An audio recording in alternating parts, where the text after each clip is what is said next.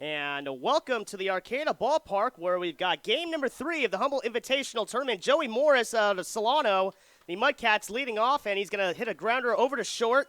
Picking it up and underhanding to first is Riccardi to pitcher over to Taylor Field, and that is the first out. So quickly, Joey Morris doesn't hang around too long to start things off for the Solano Mudcats. So one away here, top of the first inning, and that'll bring up Nolan Burr.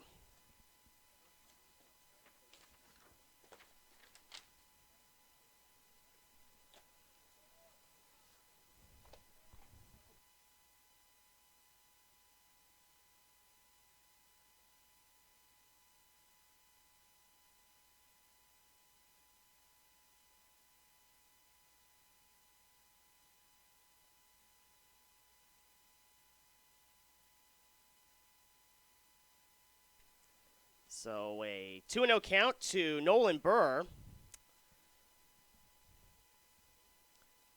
So Burr getting another start after playing against the Crabs yesterday. And the next pitch is a bit off the plate. 3 balls and no strikes. So the starting pitcher, Zach Riccardi for the Auburn Wildcats, after getting a quick out, has fallen behind here 3-0. Nolan Burr last night went 1 for 3 as he takes a pitch off the plate, ball 4. So he's aboard with a 1-out walk. And coming up now will be Michael Driscoll.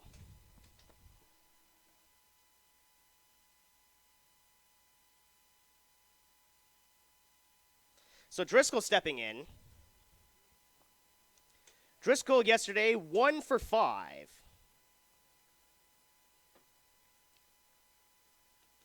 Singled, stole a base, also struck out once, and takes the first pitch a bit low, and it's 1-0.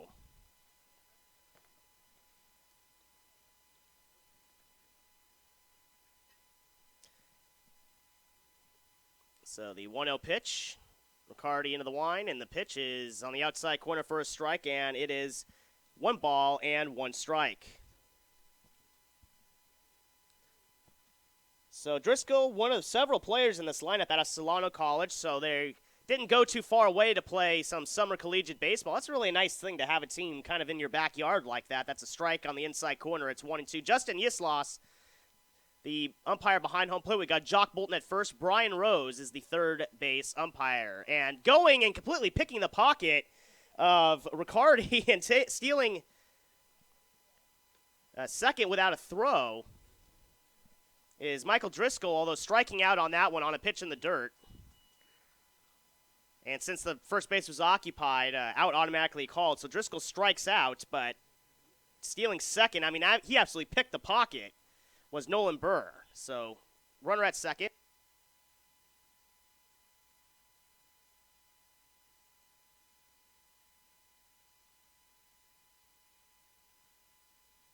So Pridy stepping in.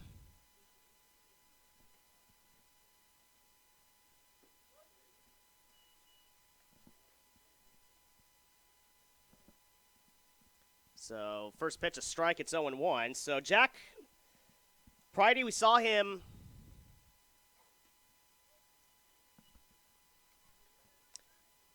play yesterday against the Crabs.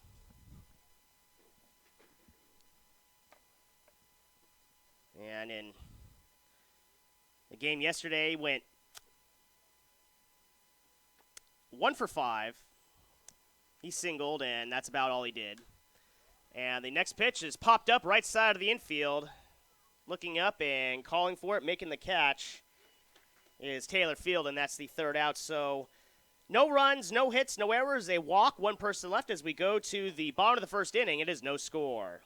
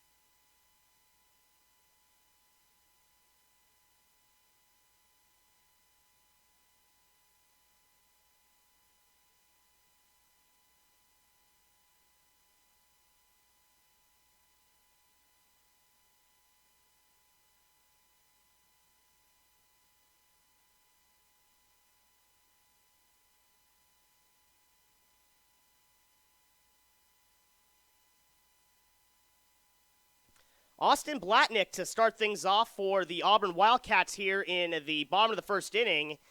And yesterday really gave a pounding to the Alameda Merchants, winning 14-4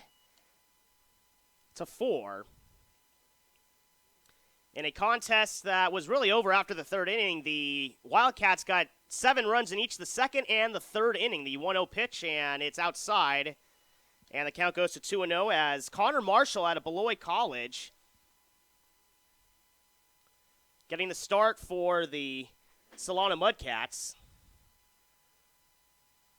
And the next pitch, that's going to be a fly ball into left field. Going back on it is Hatfield, and that's going to go against the wall. Going into second with a stand-up double is Austin Blatnick. And I said Hatfield, that's actually the Wildcats left fielder. Nolan Burr, the left fielder, is the one who had to go play it, and it was just way over his head. And a leadoff double.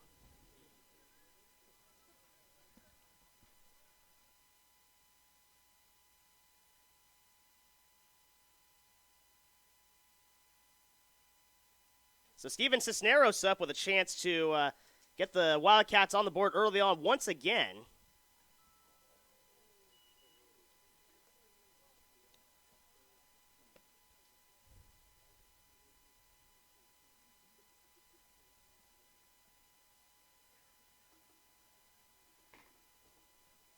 So 0-1 the count, the pitch, and that's going to be poked over to second. Up with it is Norman, makes the throw to first in time for the out, but going over to third on the play with the ball hit behind him is Blatnick. So a 4-3 ground out, but it's a productive one as Cisneros moves his man over.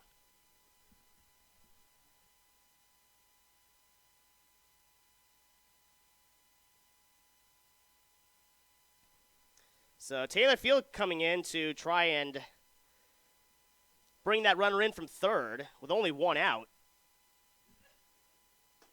And the first pitch is a strike, and it's 0-1.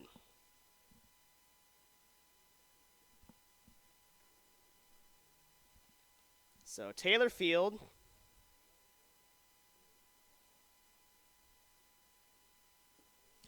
And Field on the next pitch takes it a bit low. It's 1-1.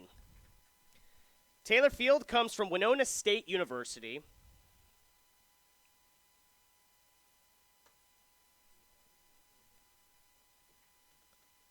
And the next pitch from Marshall, that's going to be a grounder over to second. It's going to score the run as Norman picks it up and throws out Field, but the run comes in an RBI ground out 4-3 by Taylor Field, and the Wildcats lead 1-0.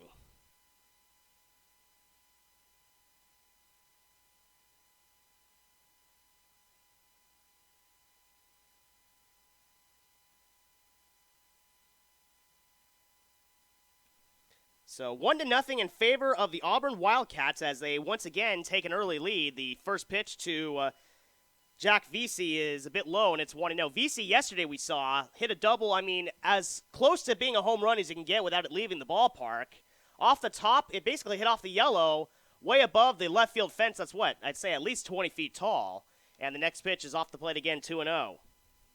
Yeah, really came close to hitting it out. Not quite, but he is one of the main power mans, is Vesey. On the summer, has 4 home runs, 27 runs batted in. That leads the team. And that's going to be a slow grounder over to first. Underhanding it over to the pitcher covering Reed Ramirez over to Connor Marshall in time. Great instincts coming off the ball by both Ramirez and Marshall to be able to get to the bag in time and win the foot race as they're able to retire Vesey and the Wildcats here in the bottom of the first inning. So one run, 1 hit. No errors and nobody left as we go to the top of the second inning. The Wildcats lead the Mudcats 1-0.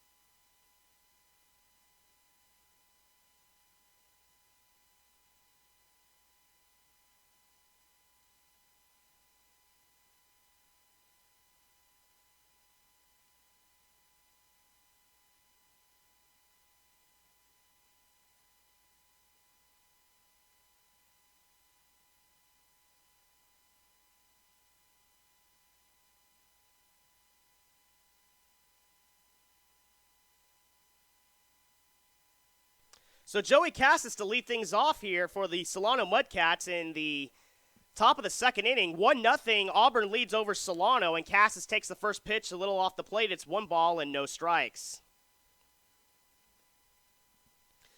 Cassis in last night's game against the Crabs went 0 for 3. Did walk twice, however. And that's a swinging strike right there. It's 1-1. So 1-1 the count. We're just getting started here, top of the second inning, but the Wildcats have taken an early 1-0 lead. The next pitch from Riccardi. Zach Riccardi deals. And that's inside, 2-1.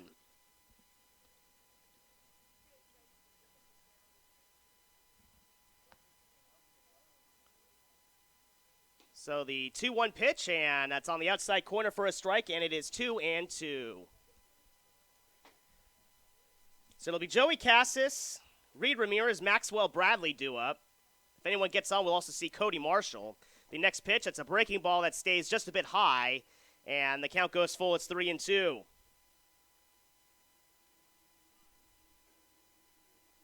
So Joey Cassis with a full count, taking Riccardi all the way here in this first at-bat at the top of the second. The 3-2 pitch. Swung on and fouled back onto the screen. We'll do it again at a full count, 3-2.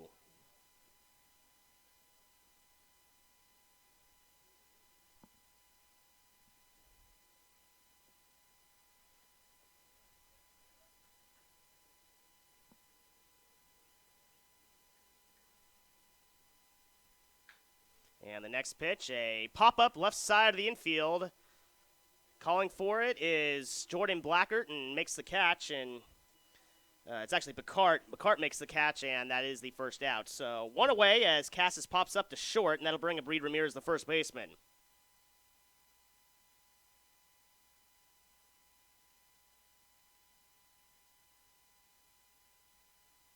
So Ramirez coming up. Ramirez comes from Folsom College over in the Sacramento area. He's going to hit a slow grounder up the middle. Up with it is Bacart. Off-balance throw across the bag at second in time. Wow, nice play by Jordan Bacart at shortstop by Auburn. As what looked like it might have been an infield single, Bacart was able to get it off anyway, and that's the second out. Nice play over by the young shortstop. And that'll bring up Maxwell Bradley.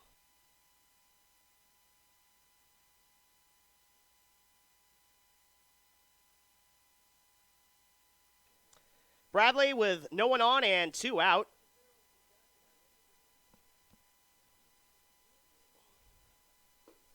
And the first pitch from Riccardi is a bit low. 1 ball and no strikes. Bradley, against the Crabs last night, did not play. He actually did not play against the Crabs last night. Did not enter in the game.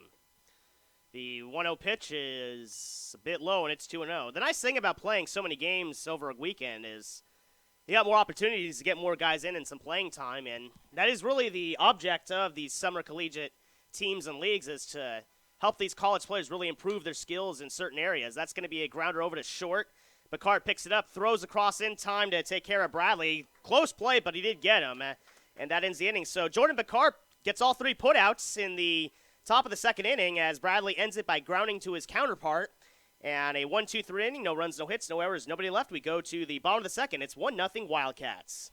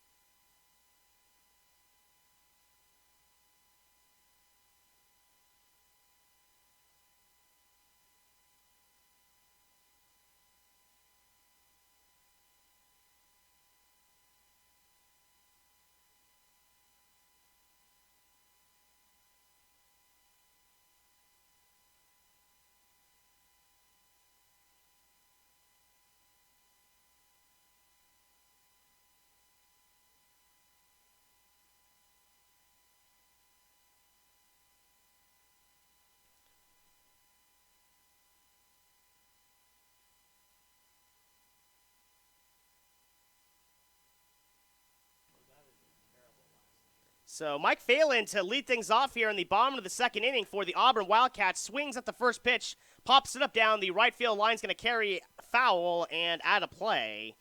And it is 0-1 the count to the designated hitter for the Wildcats, Mike Phelan. Phelan against the Alameda Merchants. I don't believe he appeared. No, he did not. So Phelan not appearing in the game against the Alameda Merchants, so he's getting his first hacks at the plate in this tournament. The strike one pitch, and that's on the outside corner. A nice breaking ball from Connor Marshall, and it is 0-2.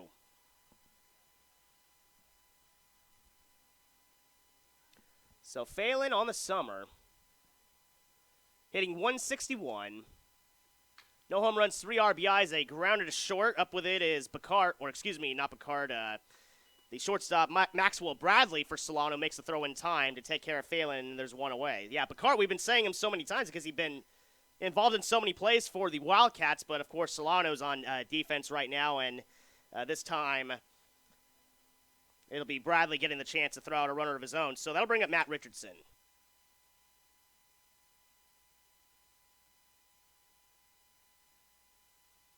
Matt Richardson starting at catcher today. And swings and misses, swinging out of his shoes right there, and that's 0-1. Richardson, a 286 hitter, so a pretty good hitting catcher, has a home run, 7 runs batted in.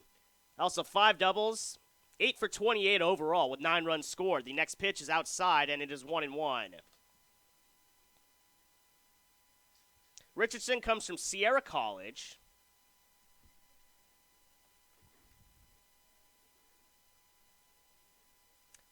Aaron Herr for the Crabs also comes from Sierra College, so one of his team. We actually seen a few people from Sierra College in this tournament, and that's a familiar school because the Crabs pitcher Aaron Herr goes there, or at least he did. He's going to go to Colorado State Pueblo next season, but either way. The next pitch, and that's swung on and fouled back, and it's going to carry out of play, and it's 1-2.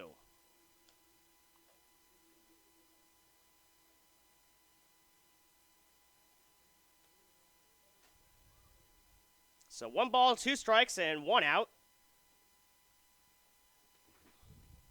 As Richardson at the plate. Here's the pitch from Marshall, and that's a bit outside, and it's 2-2.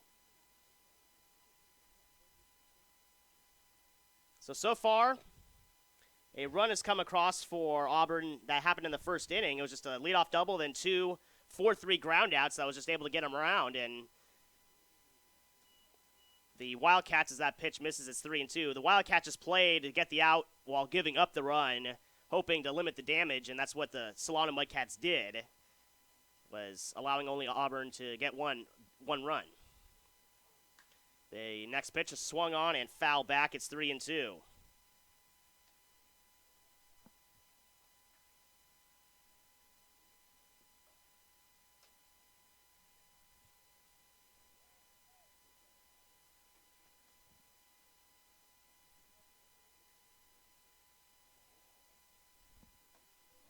And the next pitch, strike 3 call on the outside corner as Richardson mutters to himself as he walks away back to his dugout. And Richardson retired, and that'll bring up Mike Hatfield. First strikeout out of the game for Connor Marshall.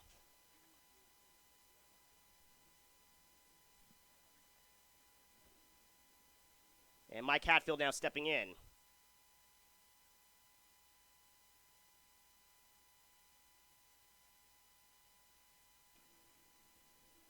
Hatfield with 2 out, no one on, trying to see if maybe he can get something started here. First pitch is a strike, and it's 0-1.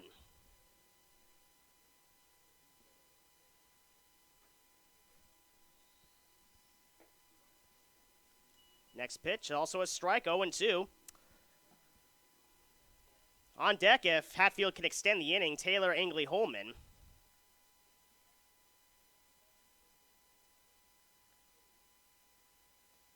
Hatfield did not appear in yesterday's game against the Alameda Merchants. The next pitch swung on and grounded foul back to behind the plate, and it's 0-2.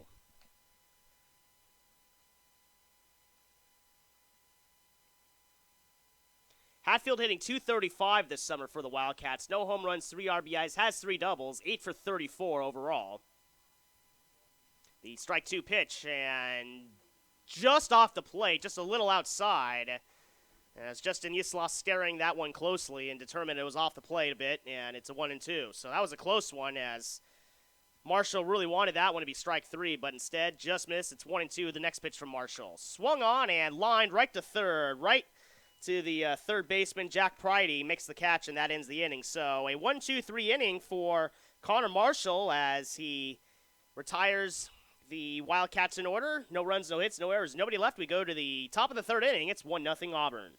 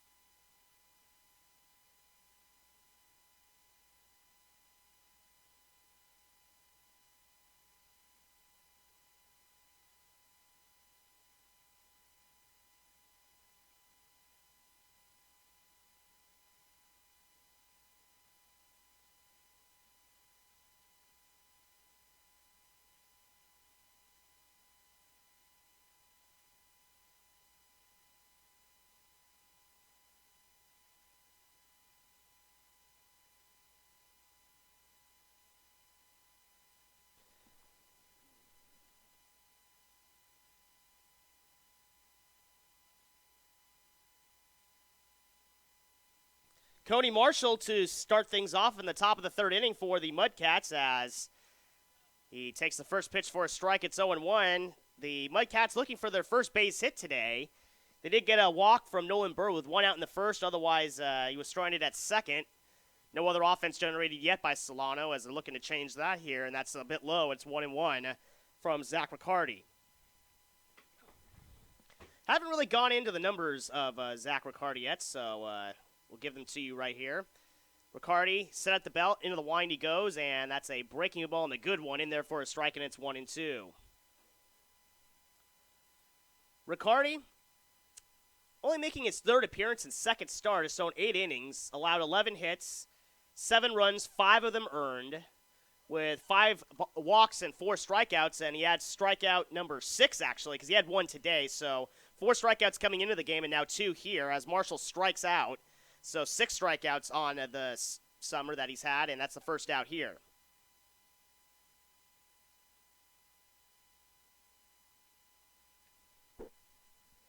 So Norman trying to have a little more success than Marshall did. The first pitch from Riccardi. It's going to be a bunt down, and it's a good one, and there's not going to be a play because that was just perfectly executed. No one on the Wildcats was expecting a bunt. And seeing that he had a lot of green grass between where the pitcher's mound is and from where the third baseman was playing, he just deposited it right down there and no chance to get him. So a bunt base hit for Cody Norman.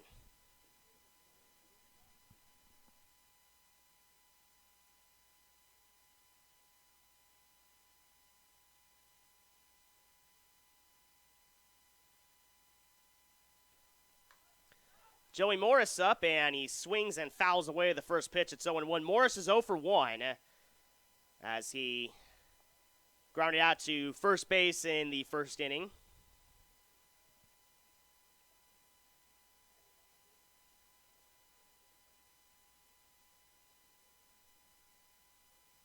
The strike 1 pitch, and it's on the inside corner, and it's 0-2. Joey Morris last night went 1 for 5, single, a run scored. Did strike out once. The strike 2 pitch, that's going to be reached at, lunged at, and a grounder over to short. Bacart picks it up, steps on the bag, over to first, in time for the double play, and the inning is over. So Man, Jordan Bakar at shortstop has really impressed us with his defense today as he takes care of that inning by the Solano Mudcats as they go scoreless. No runs, one hit, no errors, nobody left. We go to the bottom of the third inning. It is 1-0 Wildcats.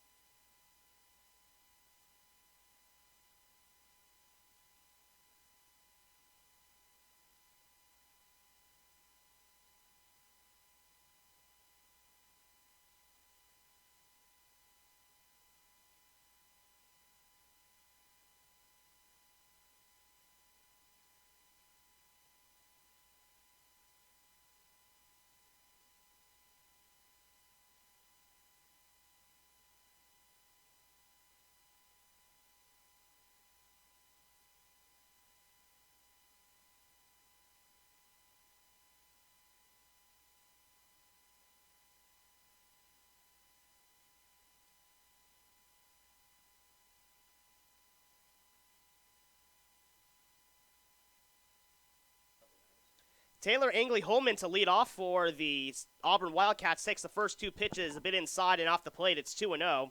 So Angley Holman up. First time I believe we have seen him in this tournament. The next pitch is popped up foul right side of the infield, giving pursuit, but having it go on the other side of the dugout is Reed Ramirez, and it lands out of play 2-1. Angley Holman hitting .292, no home runs, 5 runs batted in, 14 for 48. Overall on this summer, has scored 7 runs.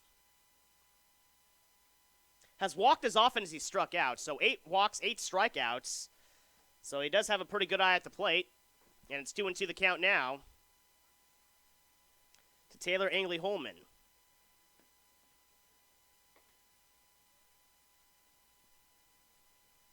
And the next pitch, just a bit low. And a good eye once again by Angley Holman. That goes to show right there why he walks as often as he strikes out, because he doesn't go after unhittable balls that might even be borderline. So Connor Marshall out of the line in the pitch, and that's inside, ball 4. So now he's walked more often than he struck out on the summer. His 9th walk of the season, and compared to only 8 strikeouts, he's surpassed that total, and that's going to bring up Jordan Bakart, the shortstop.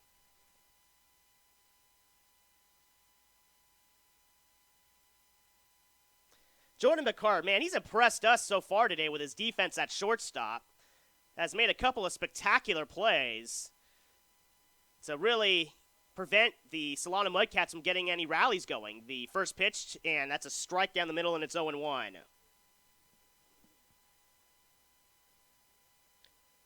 Bakart did not appear in yesterday's game.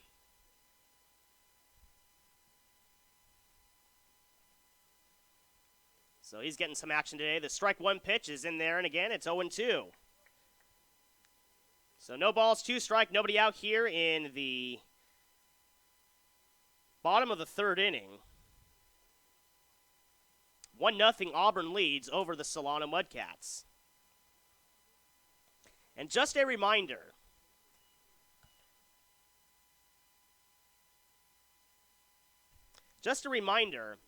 we have live stats for this game available on iScoreTV.com. iScoreTV.com, you can search either Solano Mudcats, Auburn Wildcats, but either way it'll pop up.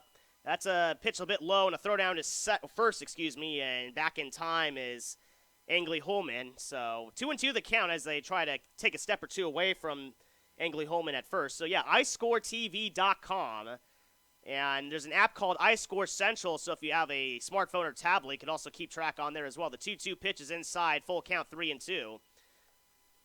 Yeah, our friend Liam Warner over here introduced one of the best introductions to this media booth we've had in some time. Live stats, we've never had that before, and we've been experimenting. It's been working fantastic. So iScoreTV.com. That's going to be a grounder to third. Knocking it down is Friday. Throw over to first, a low throw, but nice scoop out of there by Reed Ramirez. Going down to second is going to be Angley Holman on the 5-3 ground out. And give credit down there to Friday because he didn't field it cleanly, but he kept it in front of him, stayed with it, and was able to get a throw off. Even though it was a little low, still able to be scooped out by Reed Ramirez, I should say, and that is the first out.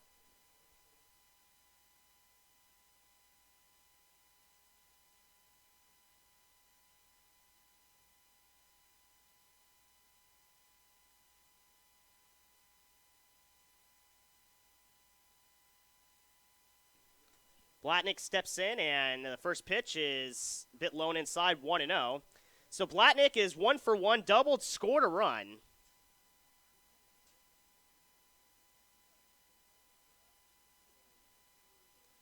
One and 0 count, and that's a bit outside on the next pitch. It's 2-0. So Blatnick hit a ball off the wall in left field, and since he led off the inning, all it took was 2 4-3 groundouts, 2 groundouts to second to bring him in. One got him from second to third. The second brought him in from third to home. The 2-0 pitch is a check swing, a bit low, and they'll say it is a strike anyway, 2-1. 2 balls, 1 strike, and 1 out here in the bottom of the third inning. The Wildcats lead 1-0, and they have a runner in scoring position to possibly extend their lead. The next pitch, and Marshall swings and hits a fly ball into left field. Giving pursuit is going to be Burr, and Burr's going to make a catch on the run. Tagging up and going to third is going to be Angley Holman, and he'll make it there without a throw. So a ball in the gap that was difficult to track down, but give credit to Nolan Burr, who got a good read on it and was able to sprint and track it down for the out. And even though Angley Holman went to third, at least it was an out and not a gap, or ball hitting the gap for extra bases. And it's 2 out with a runner at third, and then I'll bring up Steven Cisneros.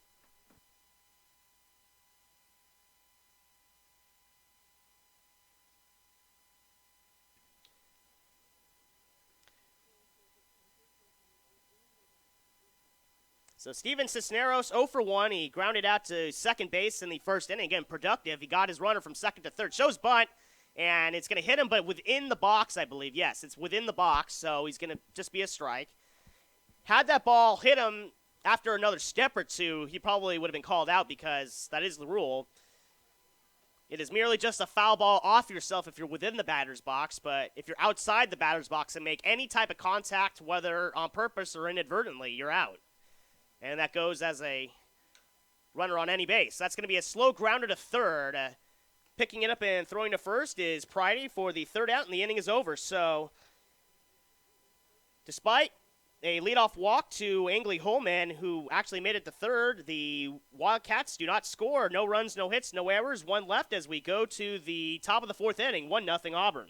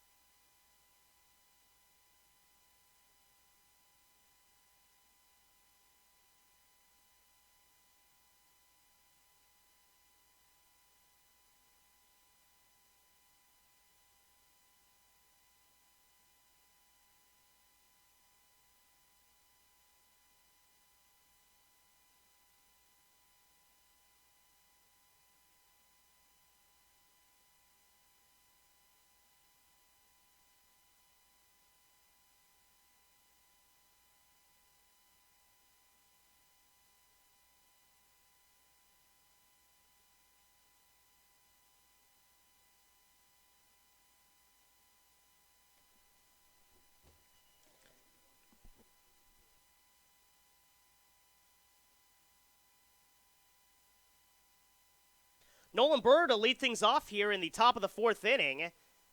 And the first pitch is in there for a strike on the outside corner from Zach Riccardi, and that is an 0-1 count. Burr, no official at-bat yet today. 0 for 0, walked in his first plate appearance. And he also stole a base as well. The next pitch is a bit low, and it's 1-1.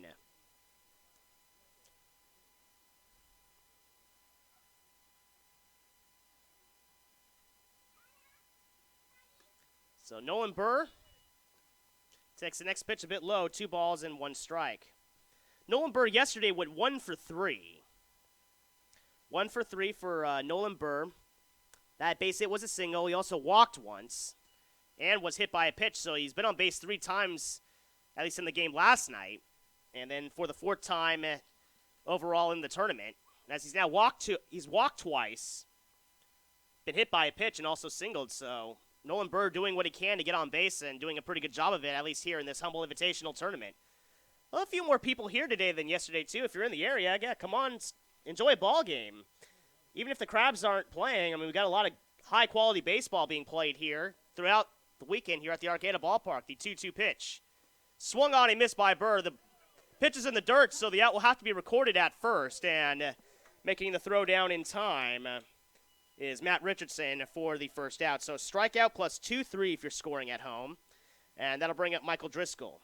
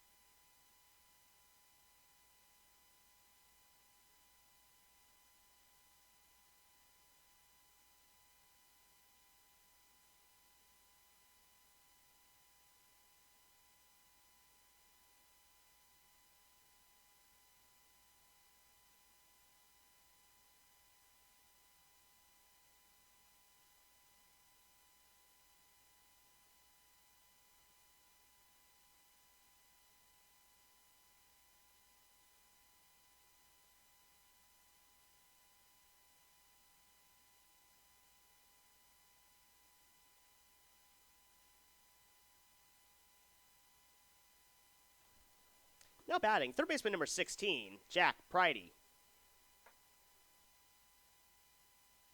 So Jack Pridey, 0 for 1. He popped out to first base to end the first inning. And the next pitch, that's going to be grounded over to third.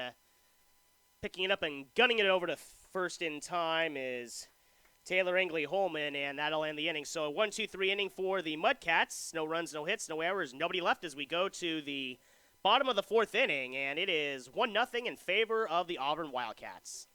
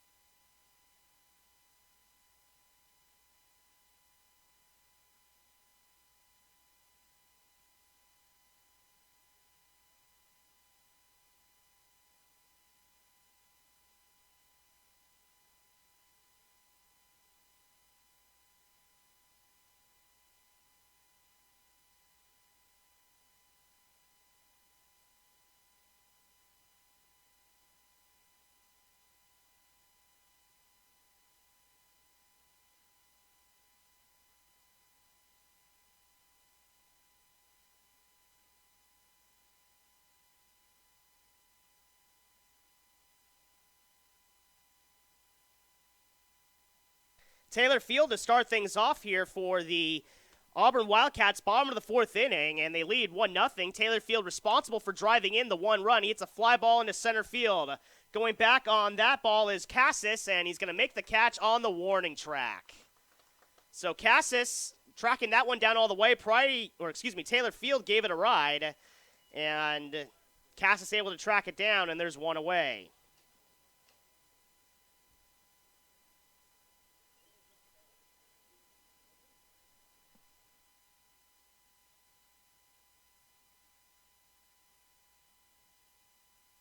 Jack Vesey stepping in with one out, no one on, and he swings and misses a good changeup right there from Connor Marshall, and it's 0-1. So,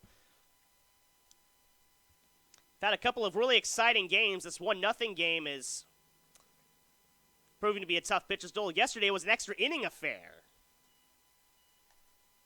And the next pitch, so it's 1-1.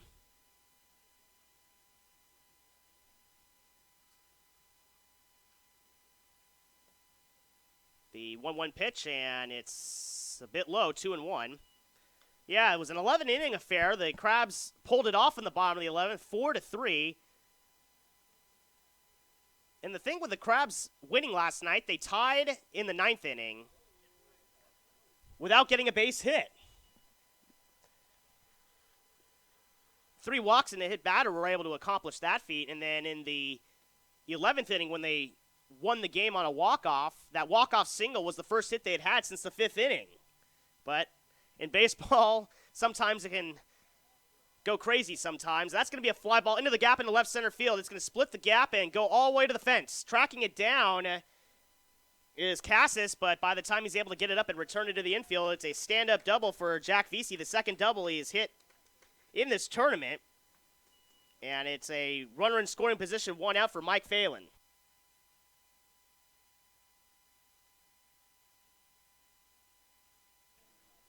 Mike Phelan, 0 for 1 so far today, but it's got a chance to drive in Jack Vesey from second base and extend this Wildcat lead. And with the way both pitchers have been pitching, runs are going to be hard to come by, so being up by 2 is just so much of a different feeling and a different way you play the rest of the game than only being up by 1, so Mike Phelan trying to bring that runner in.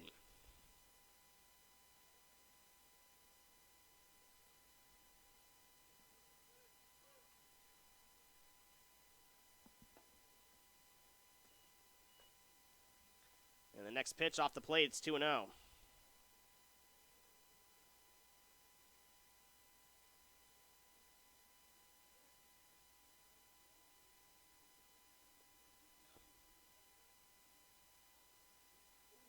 And the next pitch is going to hit him.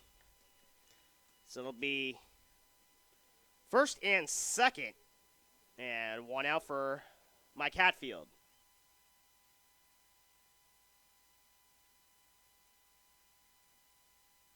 I said Mike Hatfield. I actually skipped a spot in my book. Matt Richardson, the catcher, will be stepping in. And with runners on first and second, one out, a chance for him to possibly extend this lead.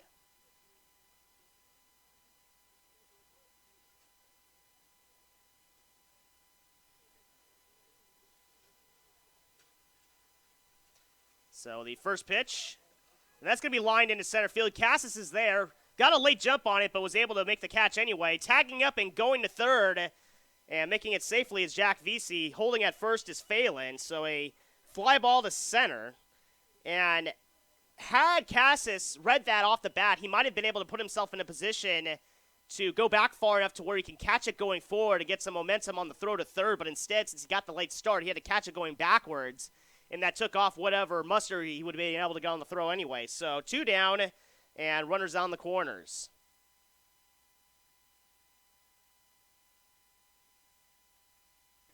Mike Hatfield now with runners on the corners trying to extend this lead, but 2 out. And give credit to Cody Marshall. I mean, when guys would get into scoring position, he hasn't really allowed anything. Only 2 base hits, and they're each been doubles by the Auburn Wildcats. And despite having a 1-0 lead, the Wildcats have not had a hit with runners in scoring position yet. And they're going to call a balk on that one. Yeah, they're going to call a balk on Connor Marshall, so that brings in the run. VC scores on the balk, and going to second is going to be Phelan. Yeah, both runners score, even if it's only a play involving one of the runners. A balk means everyone on base advances. So second, runner on second and 2 out. And the next pitch is swung on and fouled back, and it is 0-1.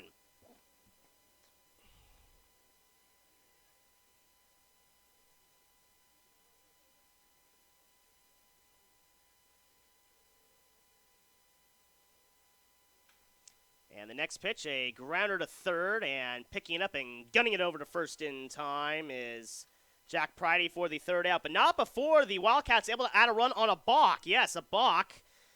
Jack Vesey led off, or hit a one-out double.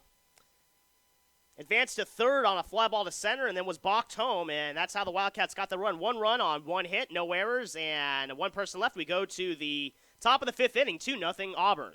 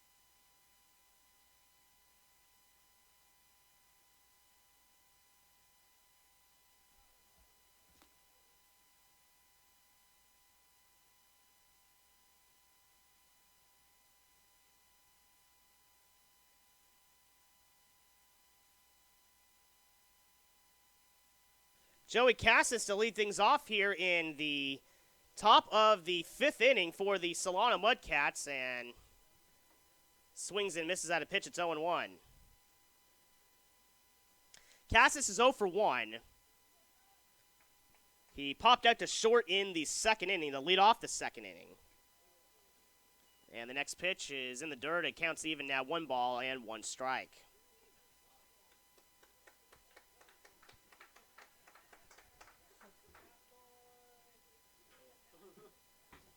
So Zach Riccardi so far for the Wildcats has only allowed a base hit in 4 innings with 4 strikeouts and a walk. So he's pitched very well so far this afternoon, and he misses a bit high, and it's 2-1. 2-0 in favor of the Wildcats.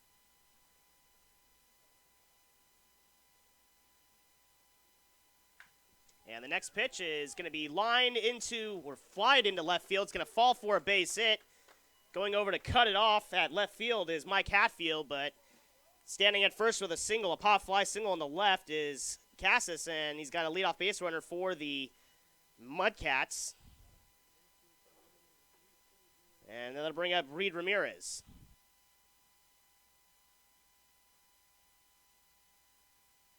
Reed Ramirez is 0 for 1, grounding out to short in the second inning, and he's got a runner at first to try to move along the first pitch, and Riccardi deals. It's a fastball high, and it is 1-0.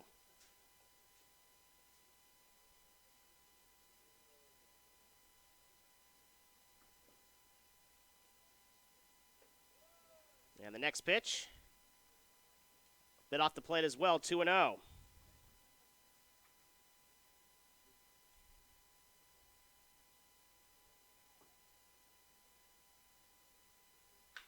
And the next pitch, that's going to be grounded into left field for a base hit through the 5-6 hole. And stopping at second is Cassis, as Ramirez hits a single. 2 consecutive singles to lead off the fifth inning for the Mudcats, and they'll bring up Maxwell Bradley.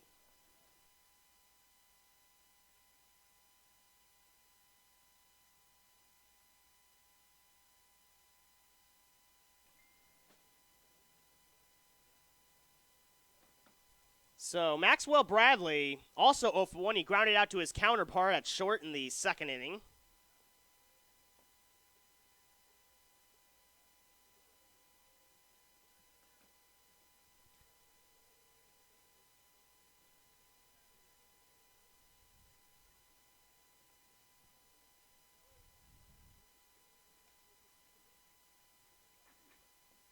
So first pitch showing bunt, and he pulls it back. And pitches inside and low, and it's 1-0. So Bradley trying to move his runners along, and with runners on first and second, nobody out, not a bad idea to get both of them in the scoring position with less than 2 out and try to cut into this lead, as Riccardi has been very tough to deal with today. Showing bunt again, and he lunges at it and misses, fouls it back, actually. So he actually fouled it back, and it's now an even count 1-1. Just did get a piece of it as it nicked off his bat, went foul. So 1-1.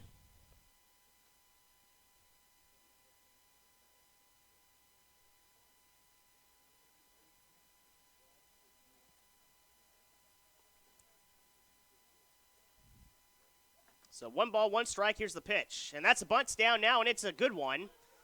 Only play is going to be to first, and picking it up and throwing him out is going to be Ingley Holman. So he gets his job done, Bradley does, as he hits a sacrifice 5-3.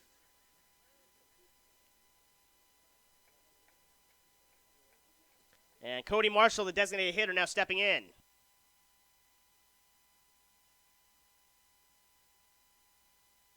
Cody Marshall, as of course we refer to him as Dakota Marshall, but he actually goes by Cody. Dakota Marshall, his birth name, he calls himself Cody, however. And the first pitch is a bit low, it's 1-0.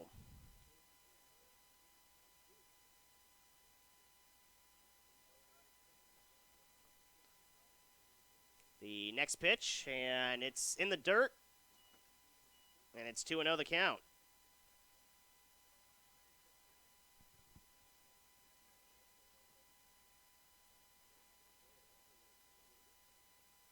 Cody Marshall, as he hits a ground ball up the middle for a base hit. We're going to say what he did last night, but right now is what matters. That's going to be 1 run will come in. The throw to home is not in time. Going down to second, and they do get Cody Marshall on the play. So an RBI, 2 RBI single for Cody Marshall. That ties the game, as both Joey Cassis, Reed Ramirez come in. And it's now 2-2. Yes. I believe, it wasn't the shortstop. It was the second baseman.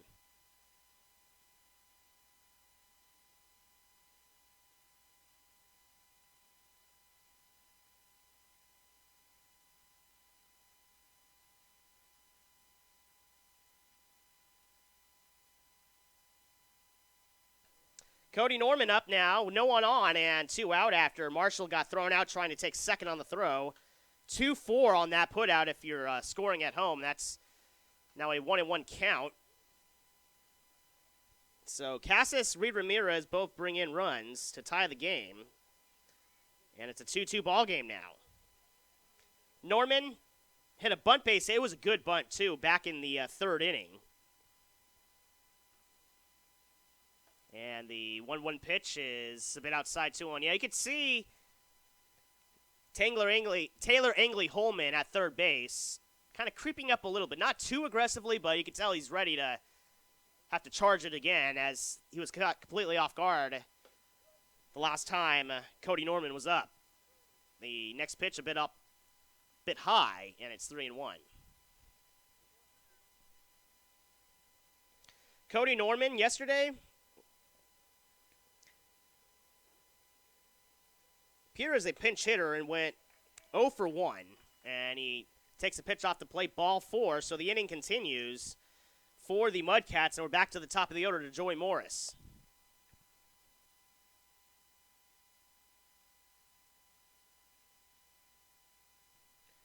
Joey Morris up. He's 0 for 2. He hit a ground ball to first, and he also hit a 6-3 double play right up the middle. It was actually a really tough play and a good one that Jordan Picard was able to make.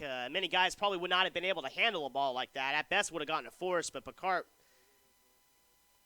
fielded a slow ground ball and just kind of in his stride was able to tap second base with his foot and get the throw to first. So there's going to be a pitching meeting on the mound right now.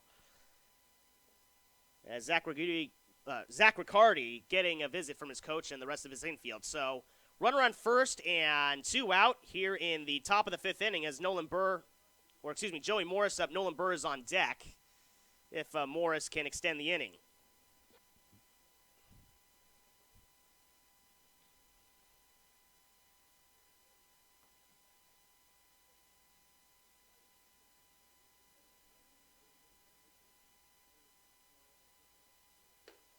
First pitch, and it's going to be a bit high. 1-0 the count. Runner at first and 2 out for the Solano Mudcats. 2-2 here in the top of the 5th inning. Next pitch is a bit inside as well, 2-0.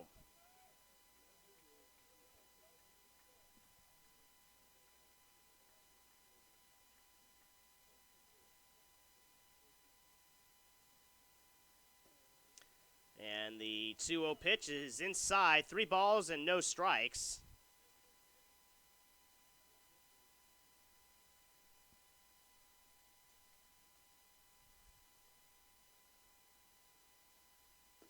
And the next pitch is off the plate and ball 4. So first and second. So that really makes it a key out at second base on the throw on the base hit by Cody Marshall. And it looks like that'll do it for Riccardi. So Riccardi's going to come out of the game for a new reliever. We'll tell you who he is and what he's done this summer right after this.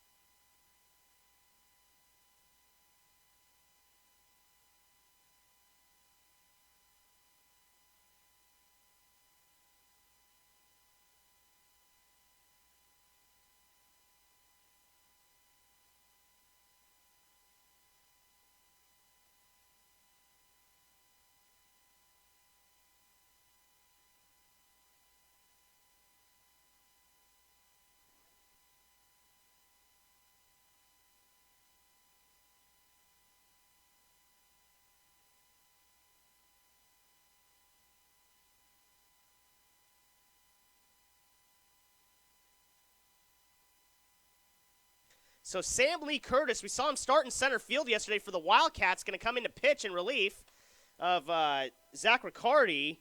And he gets the first pitch, swung on and missed, and it's 0-1 the count to Nolan Burr.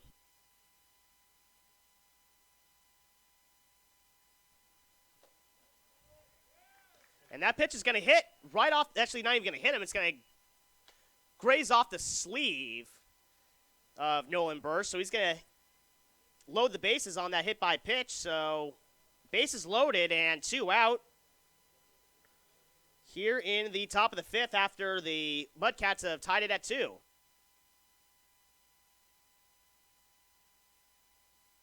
Driscoll, first pitch swinging, pops it up left field, and getting pursued is going to be not Nolan Burr, Michael Hatfield, and it's going to land untouched. So foul ball, 0-1 the count as Driscoll begins. He's 0 for 2. He struck out twice in this game. So Sam Lee Curtis, we saw him as a center fielder yesterday, and he is now pitching today. So the final line for Zach Riccardi went 4 and 2/3 innings, allowing 4 hits, 2 runs, along with 4 strikeouts and 3 walks. Swung on and missed by Michael Driscoll, and it's 0-2. So Sam Lee Curtis, he's even listed as an outfielder, so let's see if he has pitched at all this summer. The next pitch, that's going to be poked over into left field. Coming up and trying to make a catch. Hatfield comes, makes a diving try. It's going to squirt out of his glove, however, so 2 runs will score, and going to hold Nolan Burr at third as the Mudcats take a 4-2 lead on the 2 RBI double by Michael Driscoll.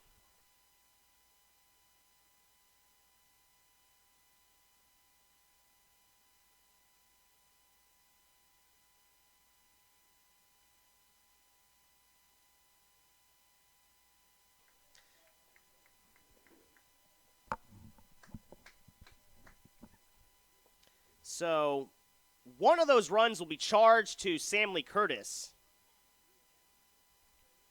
Actually, both of them will be charged to Zach Riccardi. So those are all Zach Riccardi's responsibility.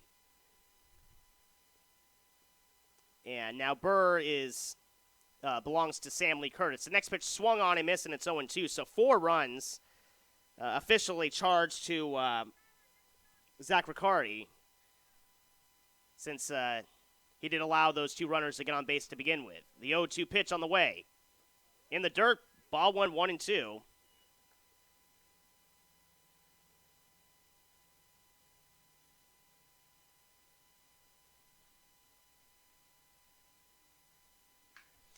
The next pitch, a grounder up the middle for a base hit. Scoring is Burr. They're going to wave around Driscoll, and he's going to score ahead of the throw, and it's now a 6-2 in favor of the Mudcats as Jack Pridey comes through on a 2 RBI single. And the Mudcats have now batted around in the inning.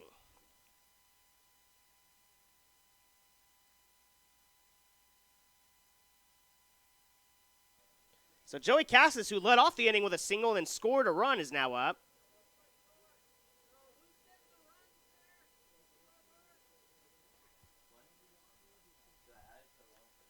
No.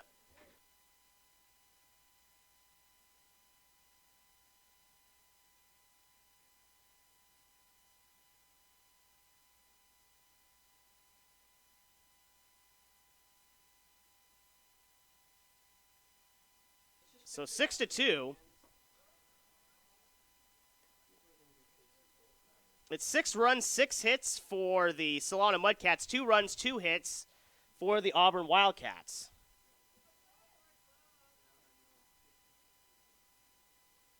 The next pitch, it's going to be a one-hopper speared by Sam Lee Curtis pitcher, throws over to first in time. That'll end the inning. So the Mudcats get 6 runs on 5 hits. There were no errors, and they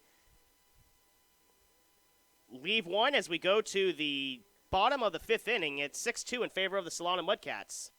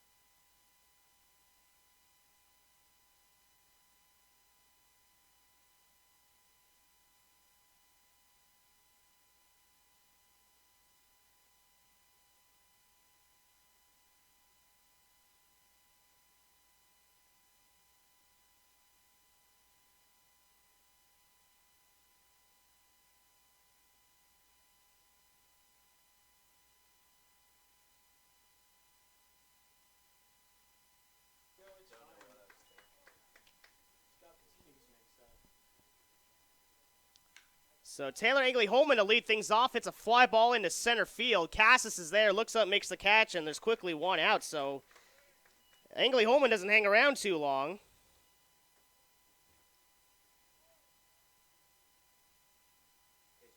And that'll bring up Jordan Bacart, the shortstop.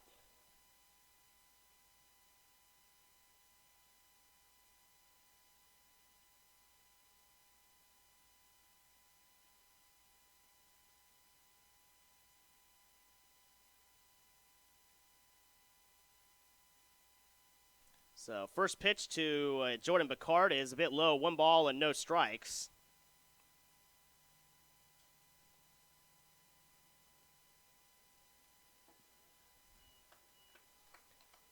And it's now 1-1.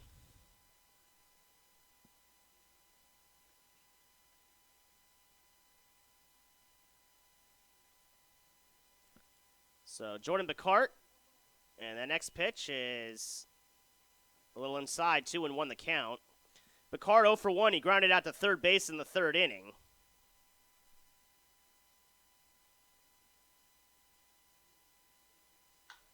And the next pitch, a grounder foul down the left field line, and goes to 2-2.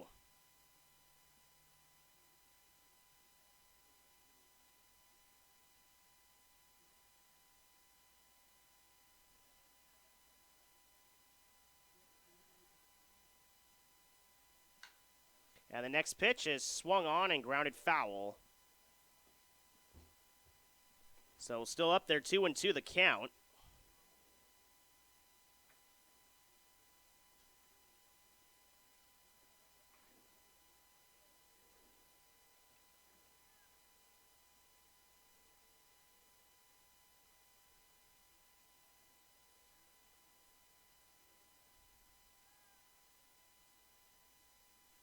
So 2-2, and strike 3 called on the outside corner, and that'll be the second out.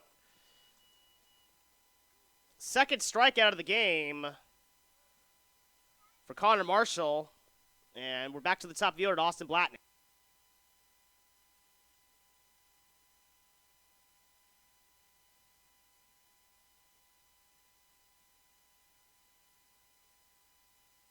So Connor Marshall, 2 strikeouts plus a walk on the day. Otherwise, 2 runs on 2 hits is what he's allowed.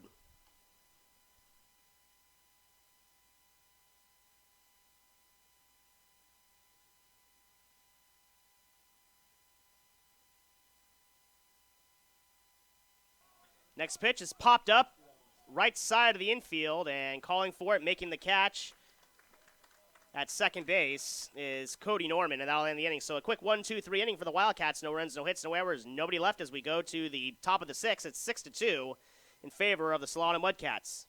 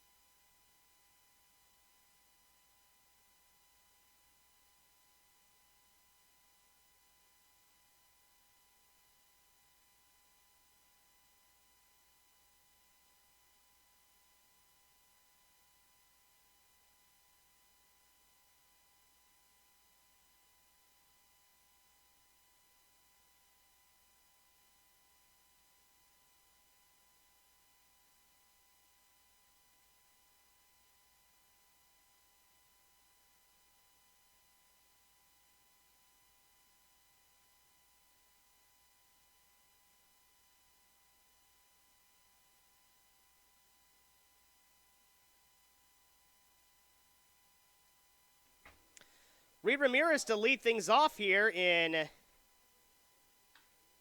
the top of the 6th inning. He fouls away the first pitch. It's 0-1.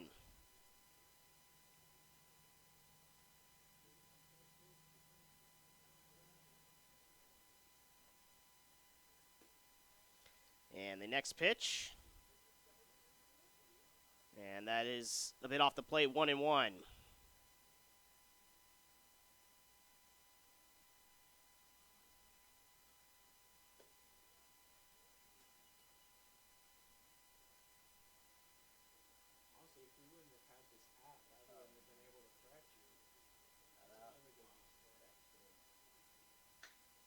And the 2-1 pitch, a grounder to third.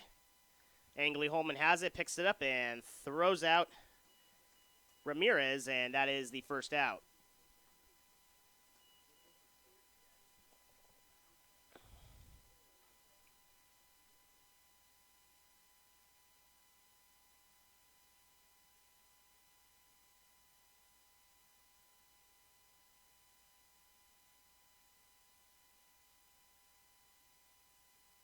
Maxwell Bradley stepping in, so quickly one out as he pops up the first pitch and out of play.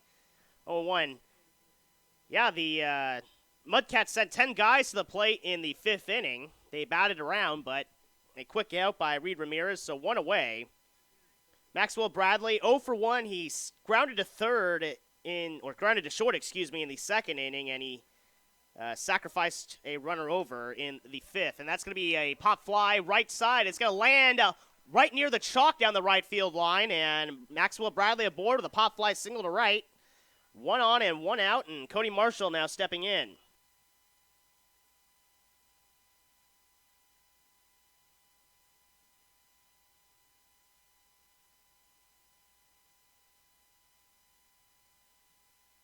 So Sam Lee Curtis, coming in relief, was greeted rather rudely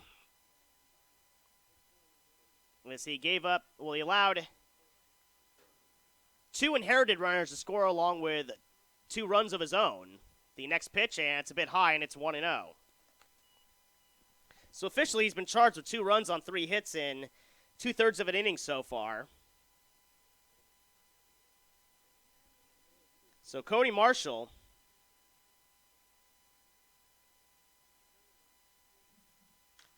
on the next pitch, swings and hits a fly ball down the right field line, and it's going to be dropped on the chalk, and they're going to throw down to second and get him. So a 9-4 fielder's choice. You don't see that too. Actually, I take it back, a 9-6 fielder's choice. It was the shortstop who fielded at second.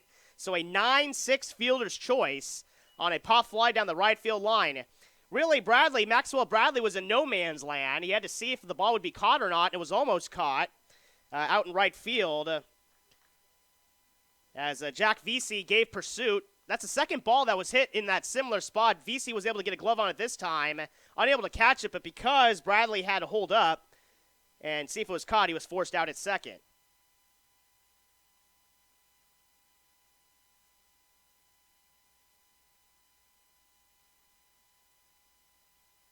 So the rare 9-4 fielder's choice.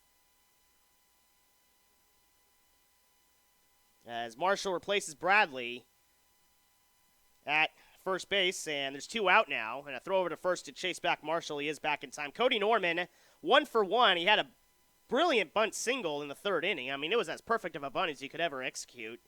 And he also walked and scored a run in the 5th.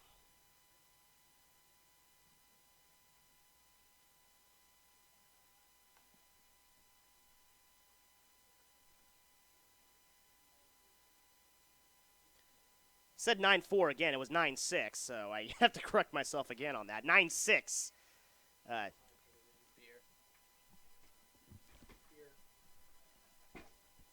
So the next pitch on the strike one, and it's a bit low. 1 ball and 1 strike.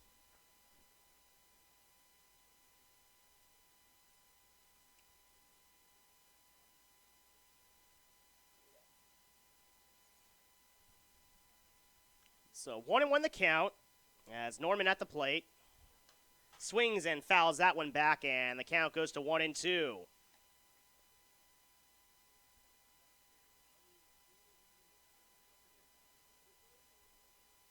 One ball, 2 strikes, and 2 out here in the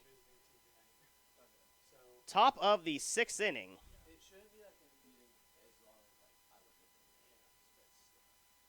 And the next pitch is a bit high, and it's an even count now. So Deuce is wild. 2 balls, 2 strike, 2 out. Runner on first, and A 6-2 lead for the Solano Mudcats in the top of the 6th inning.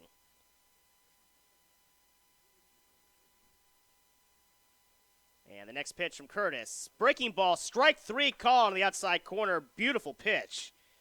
And that ends the inning. So the Mudcats get no runs on 1 hit, no errors, and 1 person left. We go to the bottom of the 6th inning, 6-2 in favor of the Mudcats.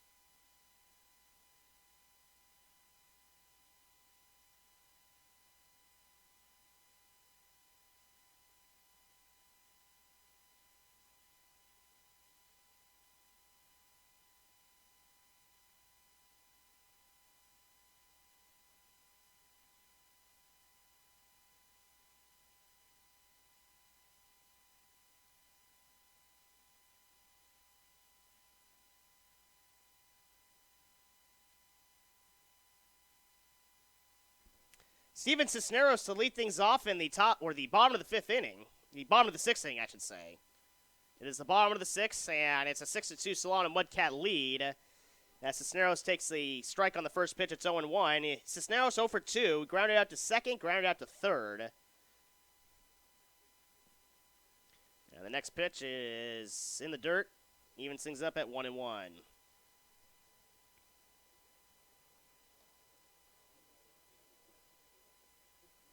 So Carter Marshall,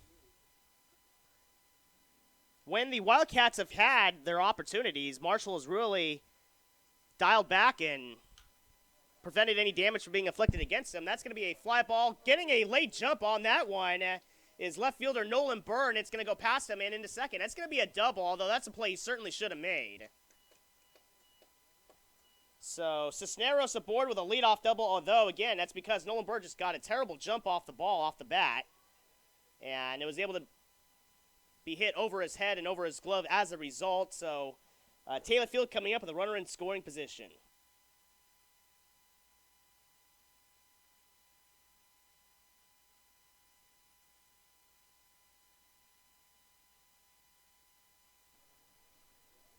So Field up. Field has driven in one of the 2 runs, the only RBI of the game. That pitch is in the dirt. It's going to go to the backstop, and going to third base is Cisneros. So Taylor Field now with a runner at third and nobody out, with the Wildcats trailing by 4, 6-2 in the bottom of the 6th inning.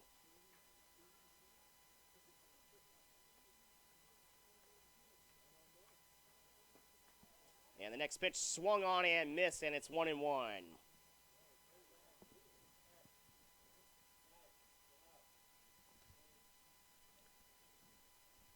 So 1 ball, 1 strike. And the next pitch. And it's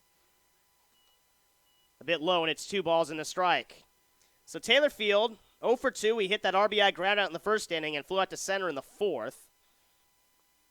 The only RBI of the game, the other run for the Wildcats scored on a balk. That's going to be a line drive into left field, 4 base hit. So Field picks up his second RBI and drives in the 3rd run of the game for the Wildcats as Steven Cisneros scores on the RBI single by Taylor Field. It's 6-3 now in favor of the Mudcats.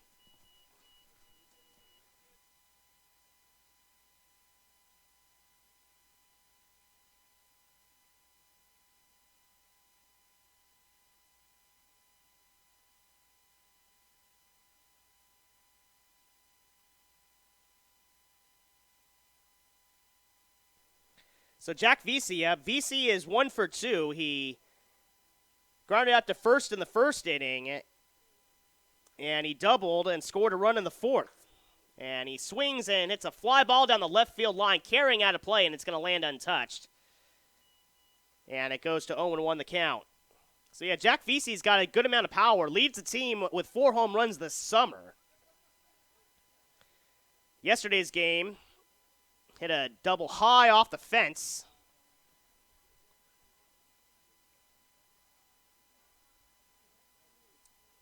So 0-1 the count to Vesey. Mike Phelan is on deck. And the next pitch is a bit low. It's 1-1. So 1 ball, 1 strike, and nobody out here in the bottom of the 6th inning. Wildcats have already brought across a run. The next pitch, that's grounded. Oh, nice pick over there at third base by Pridey. Over to second for the first out. Over to first in time for the double play. Wow, that was a hard shot, one-hop speared by Pridey, and he immediately made a strong throw accurately to second and over to first in time. So a 5-4-3 around the horn double play. And there's 2 down as Mike Phelan now stepping in with the bases empty.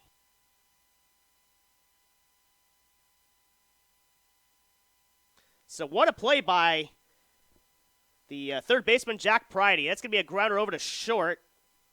Maxwell Bradley has it, throws the first in time, and the inning is over. So the Wildcats got a run, although they very well could have gotten a lot more than that if not for the outstanding glove work by Jack Pridey at third base. Otherwise, it's a run on 1 base hit, no errors, and no people left as we go to the top of the 7th inning. It's 6-3 in favor of the Mudcats.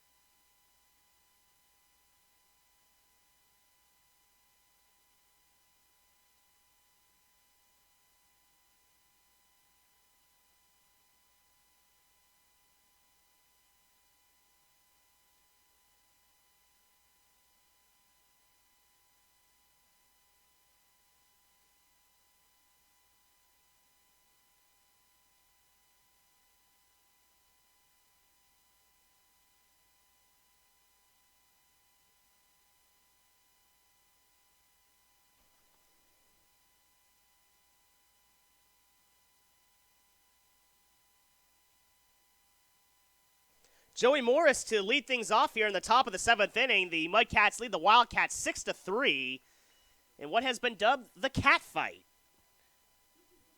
here in this game number 3 of the Humboldt Invitational Tournament. Wildcats beat the Alameda Merchants 14-4 yesterday. The Mudcats lost 4-3 in 11 innings to the Crabs. It's a fly ball into right field. Going over and making the play is Jack Vesey, and that's quickly the first out. So 1 out, and that'll bring up Nolan Burr.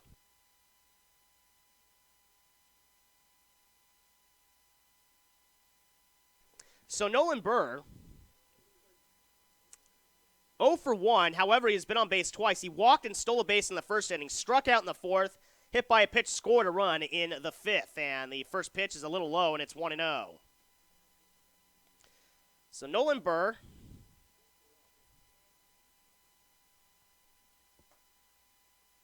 And the next pitch, and it's a bit low, and it's 2-0. So Nolan Burr out of Solano College. Again, getting the opportunity to play some summer collegiate ball close to home. The 2-0 pitch on the way. That's swung on and missed, and the count goes to 2-1. Michael Driscoll on deck. As the Mudcats offense has been relatively quiet except for that 5th inning. The next pitch swung on and fouled back, and it's 2-2. So Sam Lee Curtis still in the game in relief.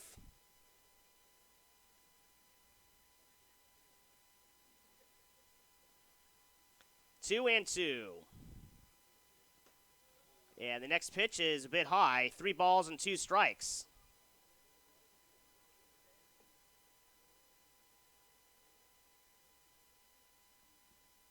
The 3-2 pitch. And that's going to be a grounder over to first, and picking it up, taking it to the bag himself is Taylor Field, and that'll be the second out. So just a little ground out as Nolan Bird taps out to first, and that'll bring up Michael Driscoll.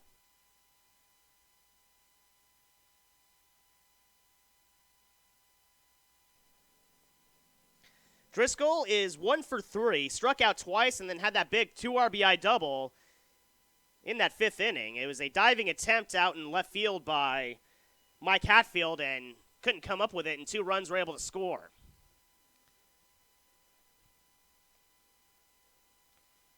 So with 2 out, no one on, and the pitch to Driscoll, and it's a bit high. It is 2 balls and no strikes.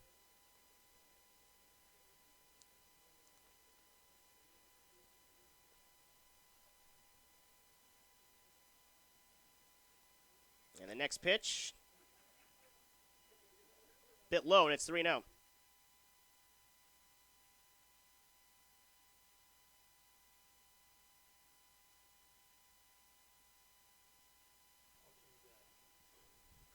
The 3-0 pitch, and that's right down the middle for a strike. It's 3-1.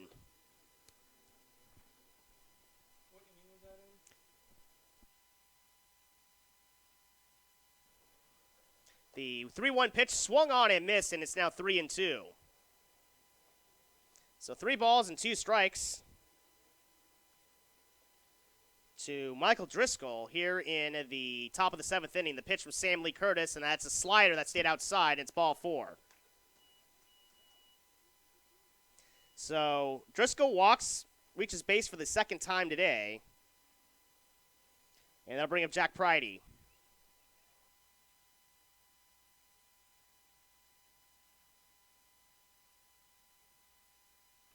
Pridey up. Pridey is 1 for 3. Popped to first, grounded to third, and singled to bring in 2 runs. The next pitch, that's a bit high, and it is 1-0.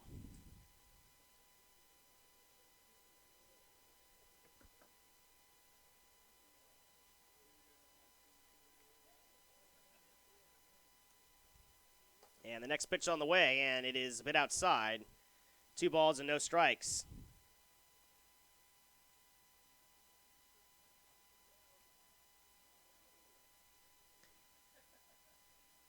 2-0 pitch on the way.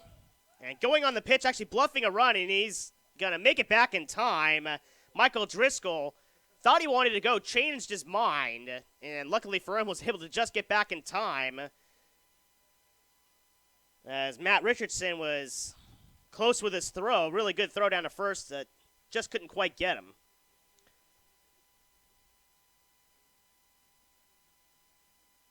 So 3-0, the pitch from Curtis, that's outside, ball 4. So he walks 2 on with 2 out now, as both runners reach base via the walk, and Joey Cassis stepping in. Cassis is 1 for 3, popped a short, singled, scored a run, and grounded out, hit back to the box.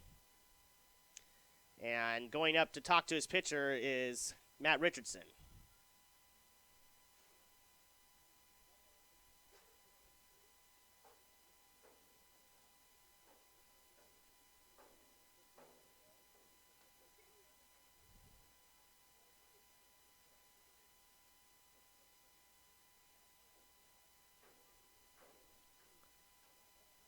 So Joey Cassis waiting for his first pitch, and it's a fastball low and outside, 1-0.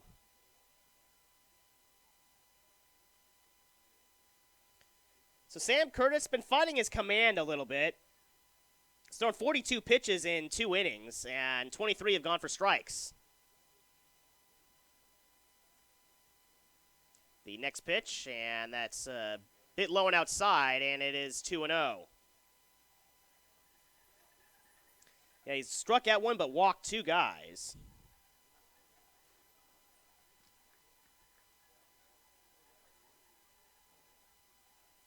And the 2-0 pitch, and that's in there for a strike. It's 2-1.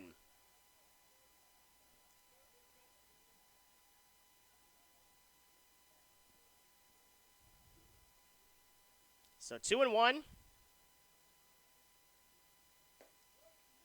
And that's a strike, and that evens things up. So Deuce is wild, 2 balls, 2 strike, 2 out, 2 on here in the top of the 7th inning. 6-3 in favor of the Solano Mudcats as Joey Cassis trying to extend the Mudcat lead. And the next pitch, strike 3 called on a nice breaking ball by Sam Lee Curtis. Down goes Cassis, and the inning is over. So besides 2 walks with 2 out, Sam Lee Curtis is able to set down the Mudcats without scoring. So no runs, no hits, no errors. 2 left as we go to the bottom of the 7th inning. 6-3 in favor of the Mudcats.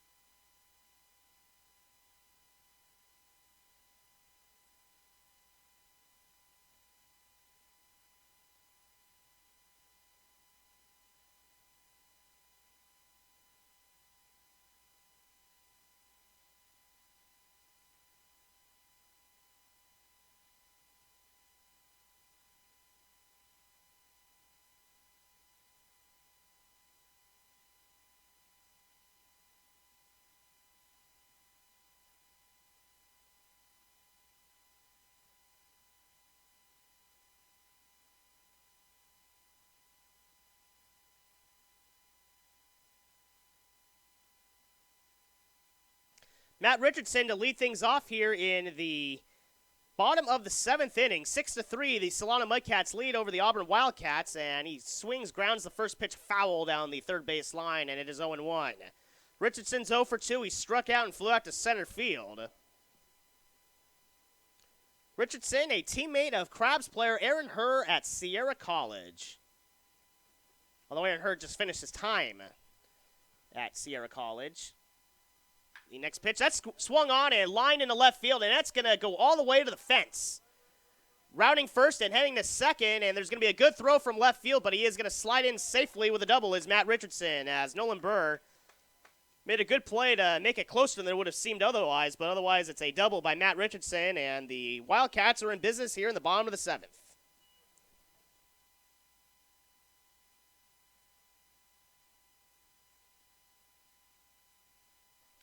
So Hatfield up.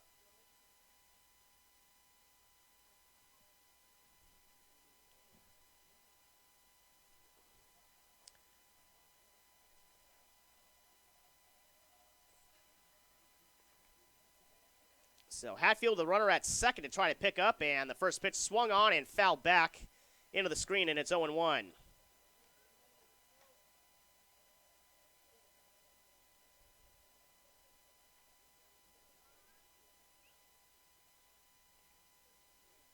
So 0-1. And the next pitch swung on and hit foul, pop foul, and it's going to carry out of play, and it's 0-2.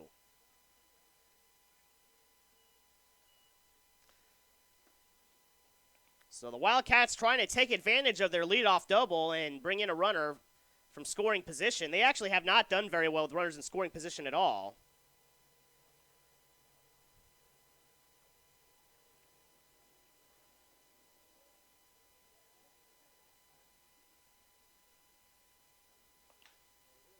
They are 1 for 5 so far with runners in scoring position. That's going to be a grounder over to short, and making a throw to get him in time is Maxwell Bradley. That's the first out. So 1 away, and since the ball was hit behind him, and again, he was kind of leading off second, and the ball was hit more up the middle, that allowed him to go to third, did Richardson, and that'll bring up Taylor Angley Holman.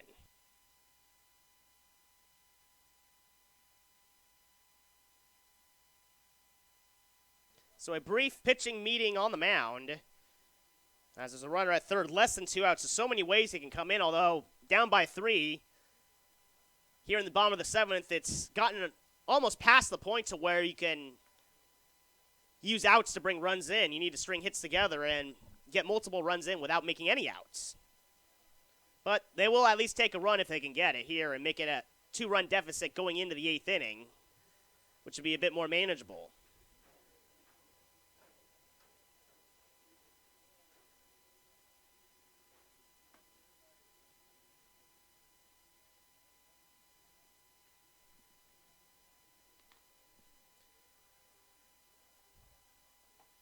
So the first pitch, and that's a strike, and it's 0-1.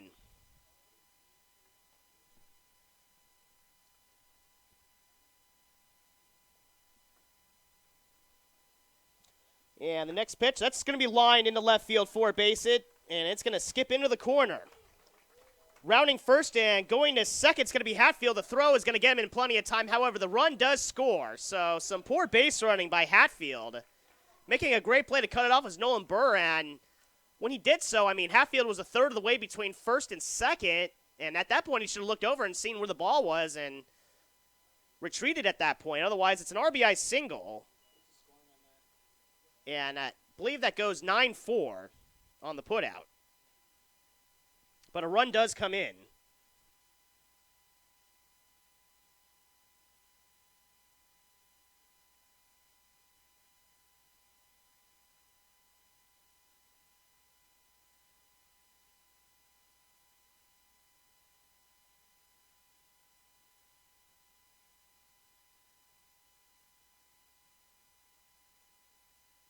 So 6-4 in favor as Taylor Angley Holman hits a single, but it's thrown out otherwise.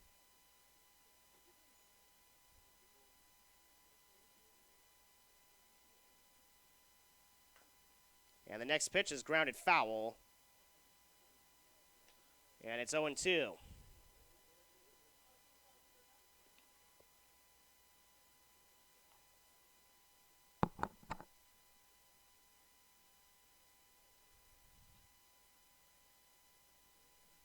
So 0-2, and the next pitch in the dirt, and the count goes to 1 ball and 2 strikes. 6-4 in favor of the Solano Mudcats after a run came in.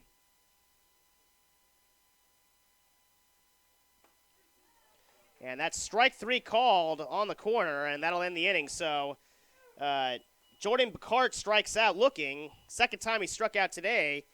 But the Wildcats do to get a run on 2 base hits. There were no errors and no one left as we go to the top of the 8th inning, 6-4 in favor of the Solano Mudcats.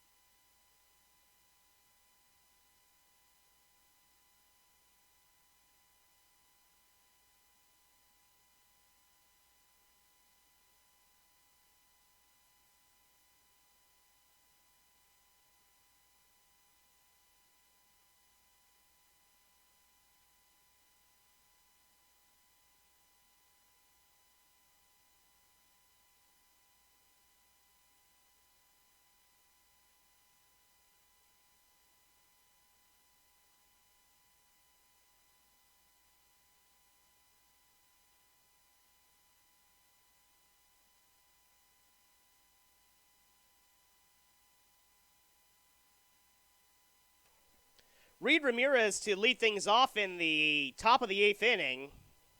Ramirez 1 for 3, grounded to short, singled, scored a run, grounded to third, and the first pitch is a bit outside. 1 ball and no strikes the count. Next pitch, and that is a bit inside, 2 balls and no strikes.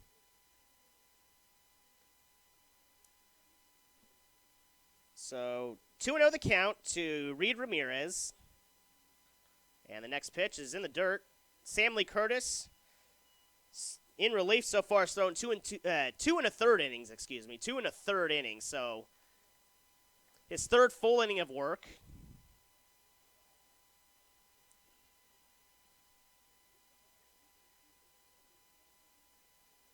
And with the exception of that 5th inning, the Wildcats pitching staff has really prevented the Mudcats from doing anything.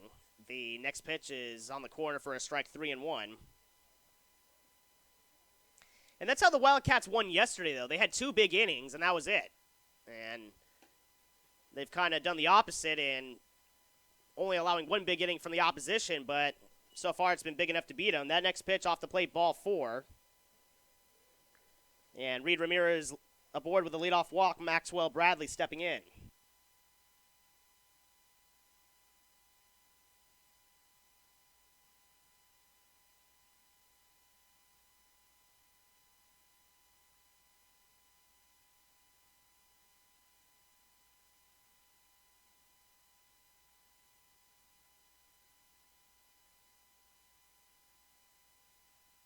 Maxwell Bradley up, and the first pitch be a bit low, and it's 1-0.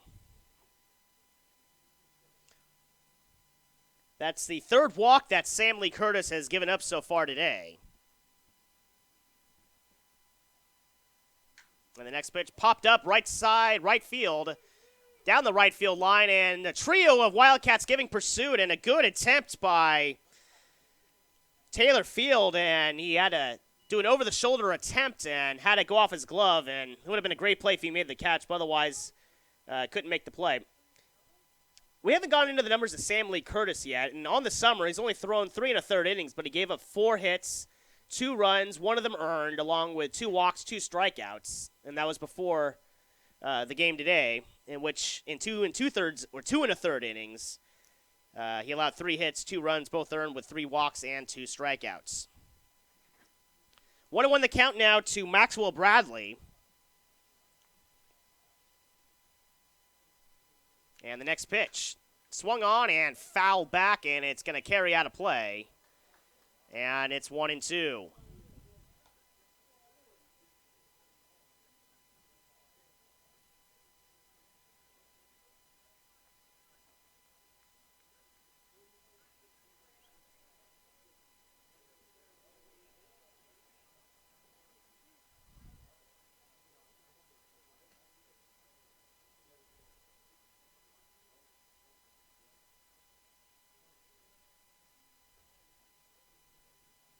And the 1-2 pitch on the hands, and he swings, hits it anyway. A grounder over to third. Up with it is Angley Holman. Gets the throw to second, and not in time over to first, so it'll be a 5-4 force play as Bradley replaces Ramirez at first base, and Cody Marshall now up.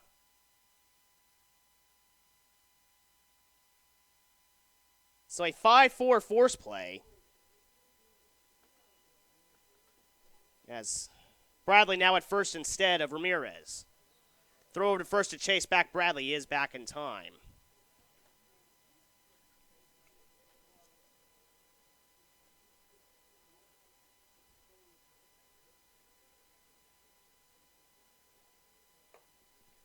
And the next pitch is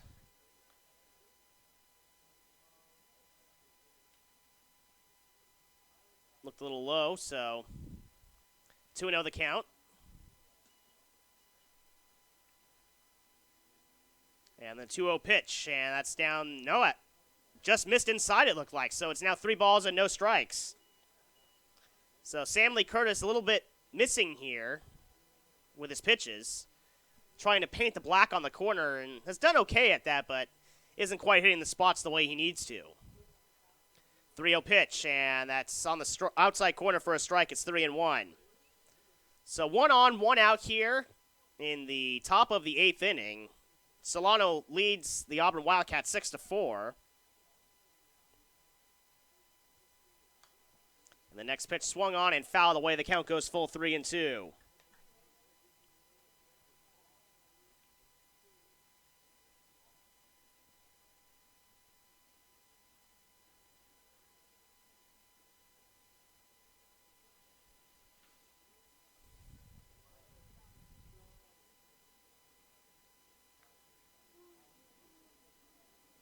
So 3 balls, 2 strikes, 1 out.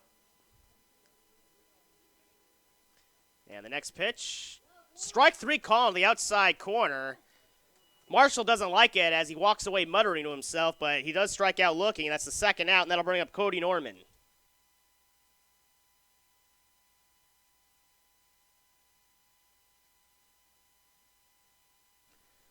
So Cody Norman stepping in.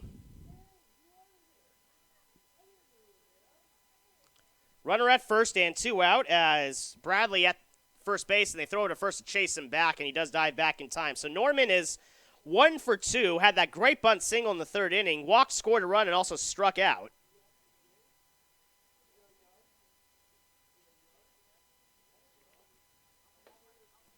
And the next pitch is swung on and missed, and it's 0-1.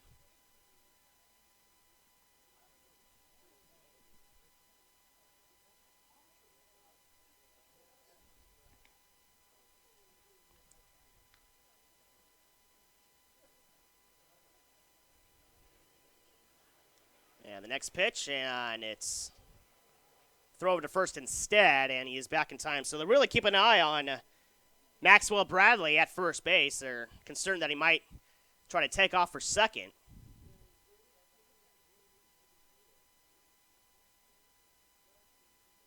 And the next pitch, and it's a bit low, 1 ball and 1 strike.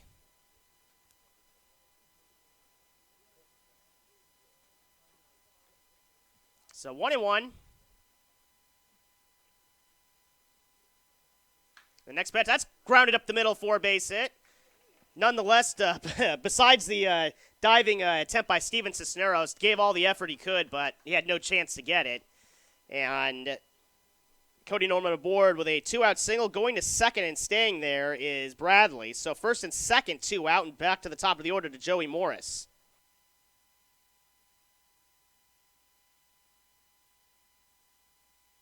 And there's a pitcher warming up in the bullpen, so I think that's it for Sam Lee Curtis. Yep, that's going to be it for him. So a new pitcher in the game will tell you who he is and what he's done this summer right after this.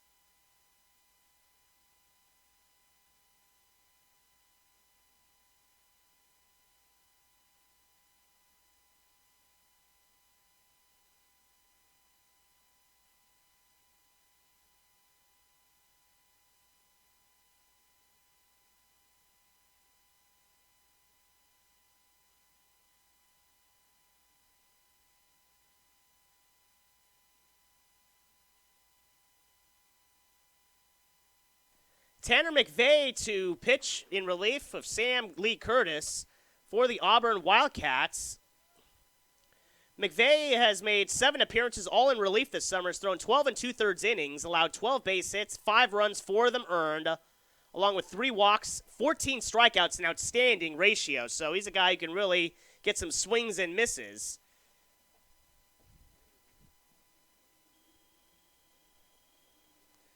And the first pitch is up and in, and it's ball 1.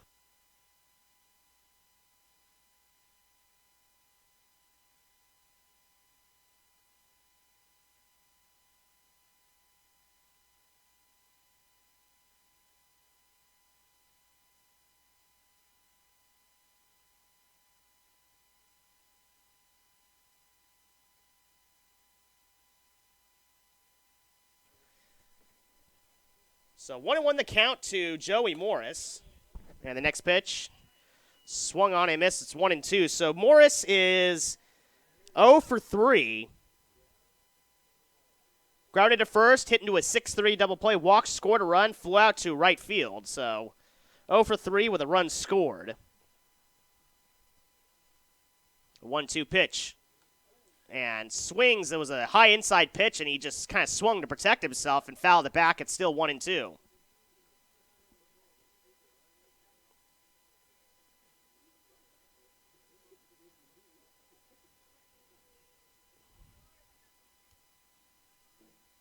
So 1-2. And the strike 3 call in the outside corner as Justin Yislas has been calling that all afternoon long, and the hitters still aren't swinging at it. So strike 3 call. That ends the inning here in the top of the 8th. No runs, 1 hit, no errors, and 2 left as we go to the bottom of the 8th inning. It's 6-4 in favor of the Solano Mudcats.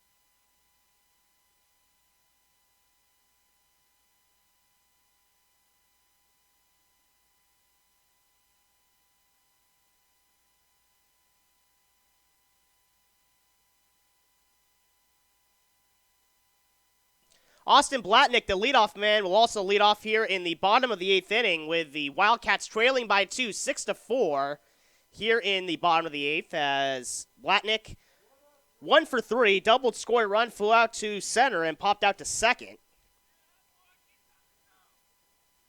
So first pitch misses, and it's 1-0. Looks like we have a pinch hitter on deck for the Wildcats in Steven Cisneros' spot. Ethan Joyce, who we saw last night, or yesterday I should say, is on the on-deck circle. So 2-0 the count now to Austin Blatnick.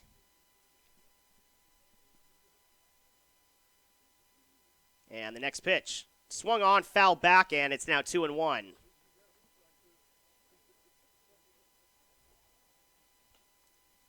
So 2 balls, 1 strike here to Austin Blatnick. Bottom of the 8th inning, and the Wildcats trail by 2. If the Solano Mudcats were to hold on to win, both teams would be 1-1 in the tournament. Tie-breaking procedures go first head-to-head record. The next pitch is a bit low, 2-1, or 3-1, 3-1. And then it's runs allowed as the second tiebreaker, runs scored, the third tiebreaker of this tournament. And that's for seeding purposes on Championship Sunday for the most part. Can't imagine any other reason to need to use it. 3-1 pitch. Outside at ball 4, so a leadoff walk as Brendan Natuzzi walks the leadoff guy. And looks like, yes, it's going to be Ethan Joyce pinch hitting.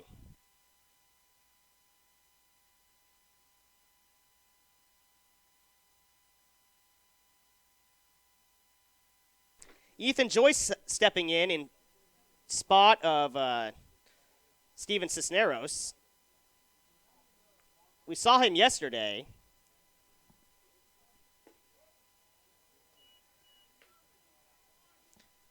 First pitch is a strike. It's 0-1. So Ethan Joyce pinch hitting.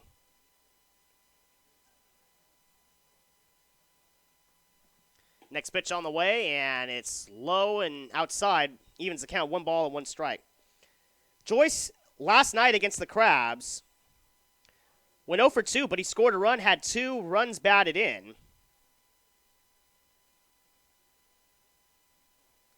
He walked 3 times last night. That's going to be hitting the gap into left field, and it's going to bounce off the fence. They're going to wave around Blatnick, and the throw to second instead. They're going to get Ethan Joyce. And there are people in the crowd who don't like that call. Good play over in left field by Nolan Burr to go to second and try to get the runner at second. They got the out that way. So a single, an RBI, and a run scored by Austin Blatnick, and out at second is Ethan Joyce.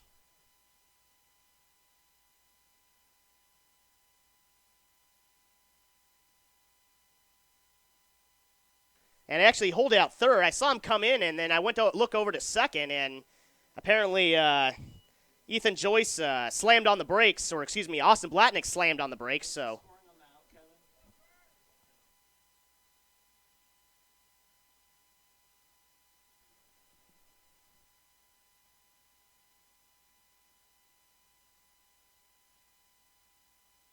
So Taylor Field something. Yeah, I looked down as he was rounding third, and I saw the throw go to second, and Ethan Joyce retreated back to third. He could have scored had he kept going, but instead held at third. So runner at third and 1 out, and again, that's the second time we've seen the Wildcats, second time in as many innings we've seen a Wildcat hitter try to stretch a single into a double and get thrown out doing so. So 7-4 was the put out.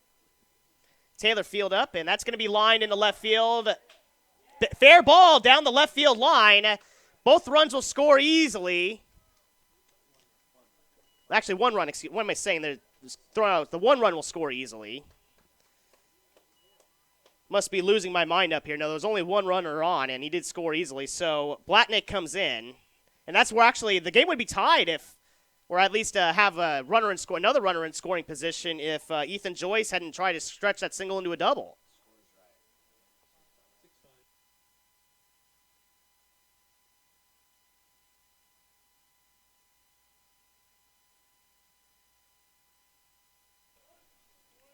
So Jack Vesey stepping in, so a RBI single.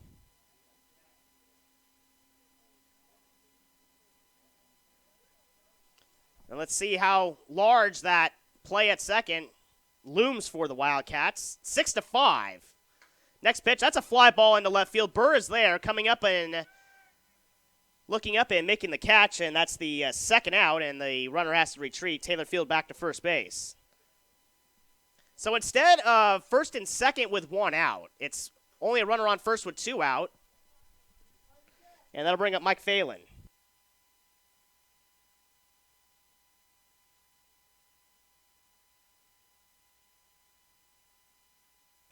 Mike Phelan, 0 for 2, grounded to short twice, and was also hit by a pitch.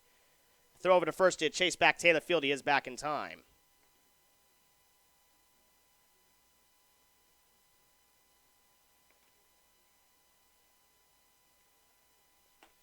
And the next pitch from Natuzzi is a bit low, 1 ball and no strikes. So it's been a well-played ball game by both sides. We haven't seen any errors yet.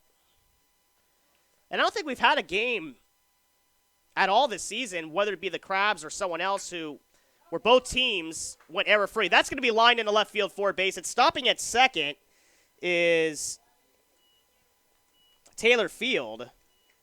So that's, I had Ethan Joyce not try to stretch a single out into a double. He might have scored on that play, and the game might have been tied, but instead it's first and second with 2 out here as Phelan knocks it through for a single. So Matt Richardson now stepping up.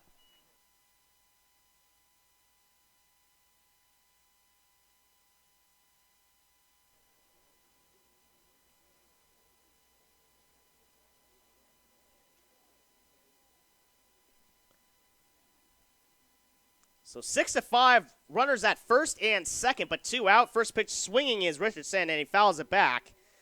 And it is 0-1.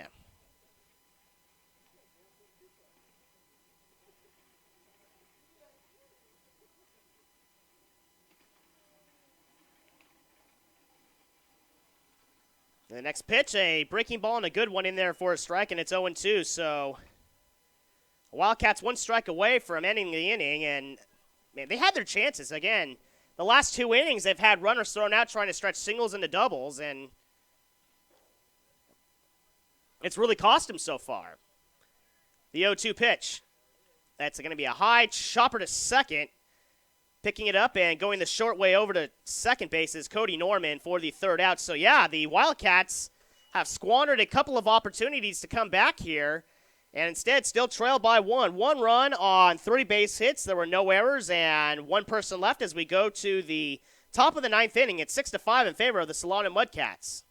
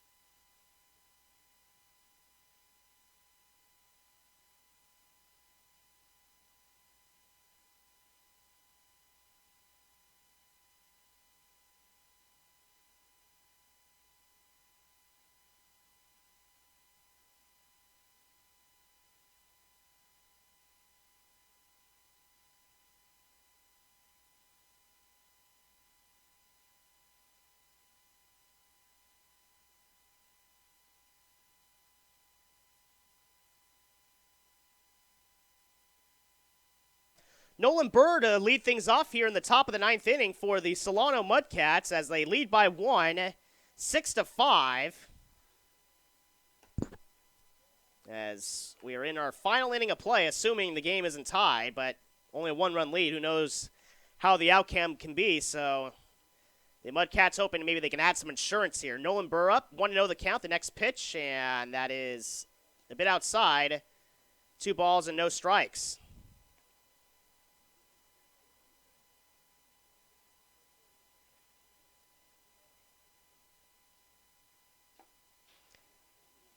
And the next pitch, and it's 2-1.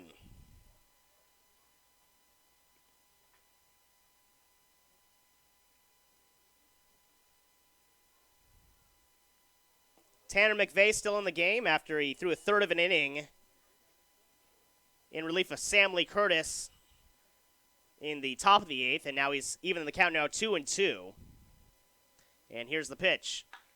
That's going to be lined into right field for a base hit, so Nolan Burr with a leadoff single to begin the top of the 9th, and that'll bring up Michael Driscoll.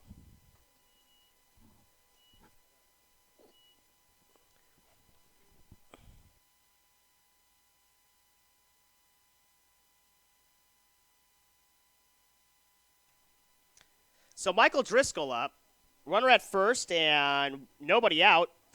Driscoll is 1 for 3, and he's been on base twice. Struck out twice, had a 2 RBI double, scored run, and also walked.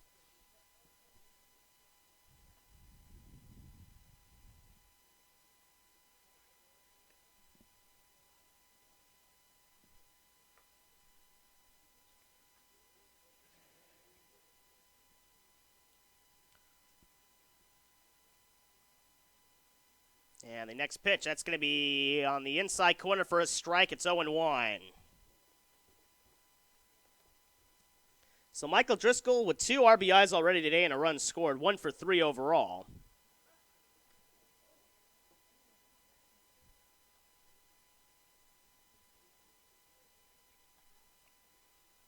So 0-1. And the next pitch swung on and a little number back off the glove of the pitcher and advancing to first safely. So that's going to be an infield base hit. All he did was stick his hand out, did McVeigh, and what that did was it deflected away from anyone, and no one was able to handle the play. So an infield single for Michael Driscoll. That'll bring up Jack Pridey.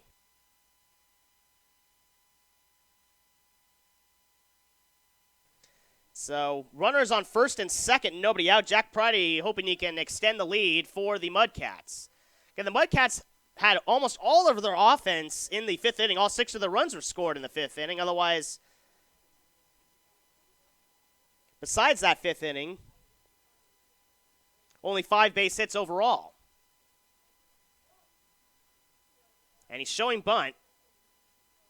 And he's going to pop it up and foul out of play. No balls and a 1 strike the count.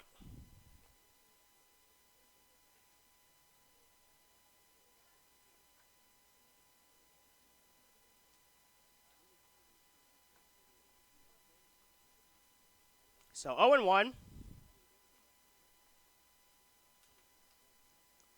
And instead I turn and throw over to, or look over to second, I should say. Not a throw, but just a look to chase back Nolan Burr. And the next pitch is going to be inside on the breaking ball. Didn't really bend like he wanted it to, and it's 1-1. Joey Cassis is on deck.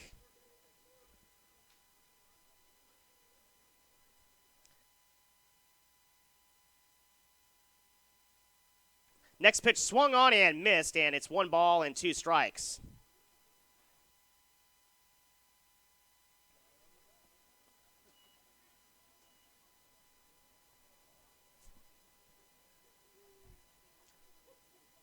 One and 2 the count to Jack Pridey, and the next pitch on the way.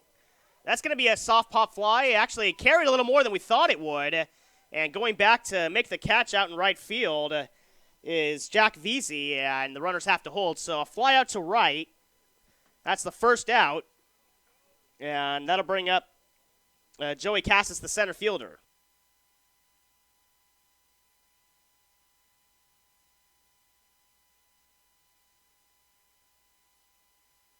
So Cassis up. Cassis is 1 for 4. Popped a short, singled, scored a run, hit back to the box, and struck out.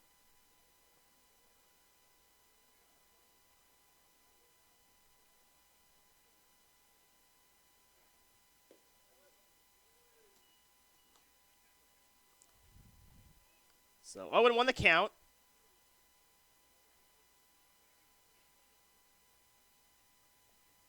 As Tanner McVeigh looking to get through this inning, and the next pitch swung on and missed, and it's 0-2. So McVeigh's given up 2 singles and a walk, but otherwise no damage against him so far today. And the strike 2 pitch. And that's going to be lined down the right field line, carrying just foul. And we'll do it again at 0-2.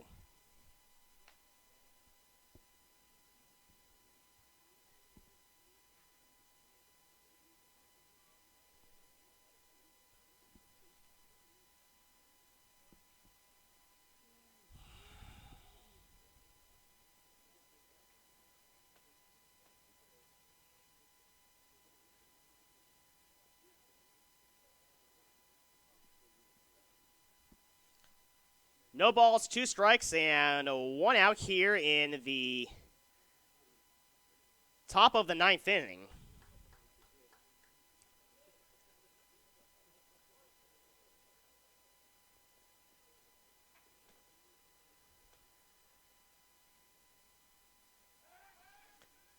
And a look back over to Nolan Burr to chase him back, and he retreats to second.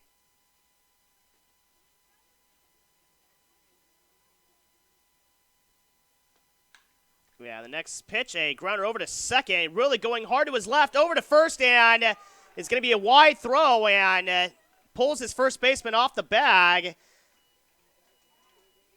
Steven Cisneros, actually it's going to be Ethan Joyce, and that's going to be an error on the second baseman.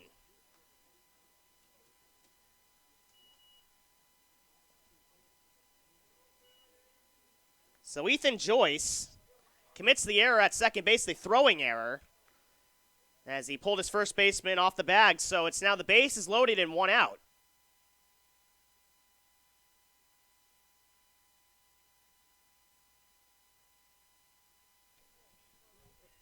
So E4.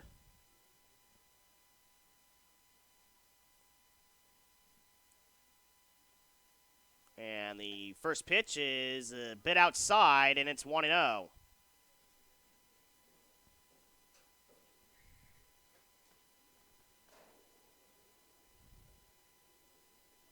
So Reed Ramirez, 1 for 3, grounded to short, singled, scored a run, grounded to third, and walked. And a chance for the Mudcats to possibly put the game out of reach.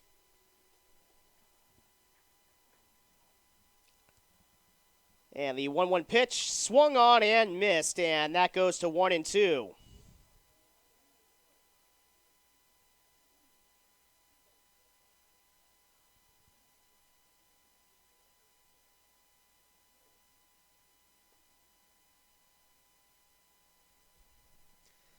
The 1-2. Just off the plate.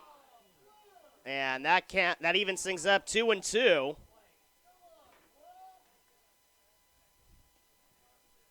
So we have a decent amount of Wildcat fans, it seems, here in attendance.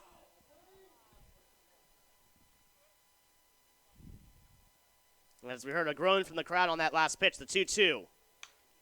And that's poked over into right field, making a running catch as Jack Vesey makes a throw to first, and it gets away from everyone, and it makes it all the way to the catcher, but no advancement.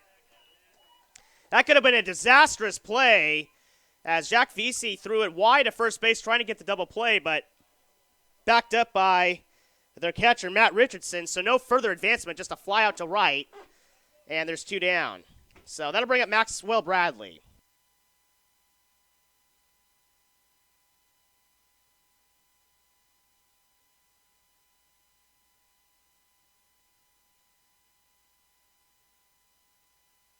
So Bradley up. Bradley is 1 for 3. Singled in the 6th inning, the first pitch from McVeigh, and that's in there for a strike, and it is 0-1. So we've yet to have an error-free game at the Arcata Ballpark this summer. And when I say error-free, I mean both teams did not commit an error. Regardless if it's a game involving the Crabs or not, we've always had a game that's had at least one error involved. That's going to be a grounder over to third. Charging it, making a nice throw on the run. Outstanding is Taylor Angley-Holman to throw out Maxwell Bradley and end the inning. So the Mudcats load the bases but strand him there. No runs, 2 hits. There's an error and 3 left as we go to the bottom of the 9th at 6-5 in favor of the Mudcats.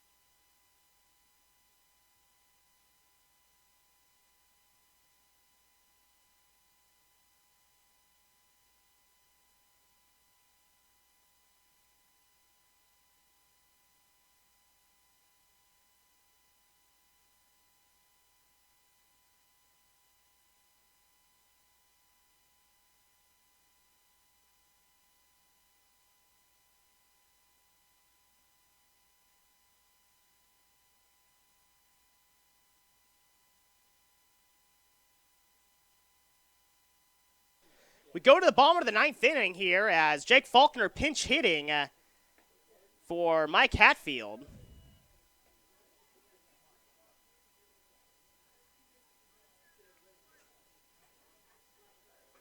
And it's a 1-1 count.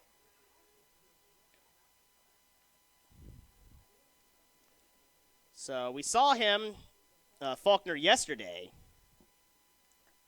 And that pitch is in the dirt. The count goes to 2-1.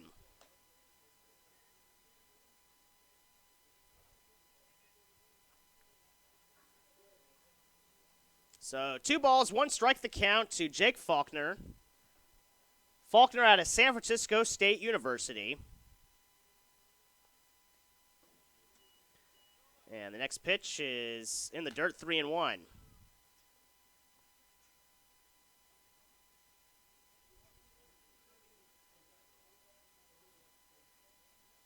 So 6-5, last chance for the Wildcats here in the bottom of the 9th inning.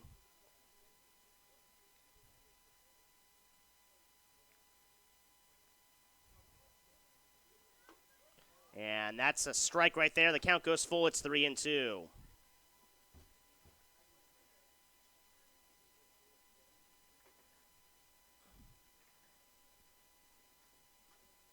So Jake Faulkner, the 3-2 pitch, swings and gets a piece of it, fouls it back. And we'll do it again at 3-2.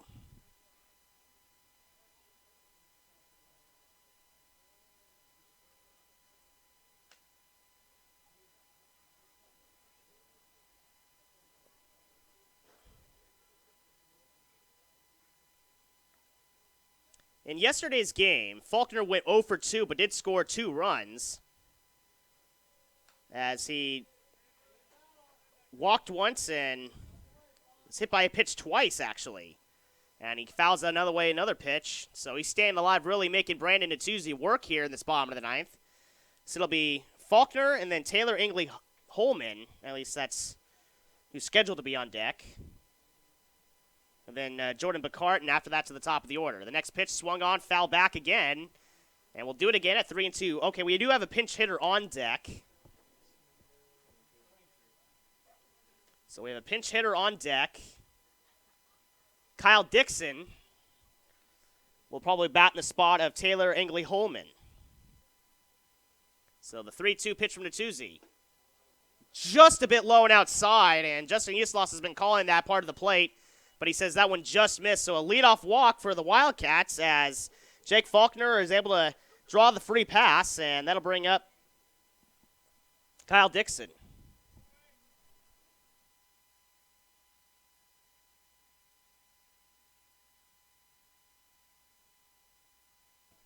So Kyle Dixon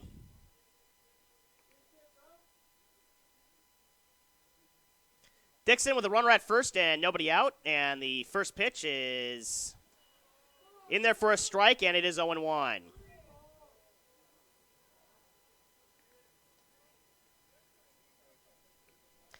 Dixon yesterday, 0 for 5 with a run scored, and next pitch swung on and fouled back, and it's going to carry out of play. It's 0-2. Dixon, 0 for 5, did hit into or actually reached on an error in one of his at-bats, and that's what allowed him to come around and score that run. Otherwise, 0 for 5 yesterday, but trying to change that right here and at least move his runner along.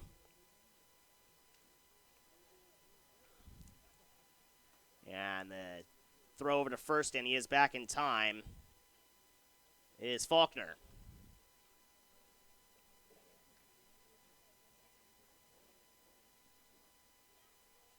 And the next pitch, 0-2, and it's in the dirt, and it's going to skip away and allow the runner, Faulkner, to advance to second. So a wild pitch puts the tying run in scoring position. So Kyle Dixon, if he gets a base hit here, can tie the game.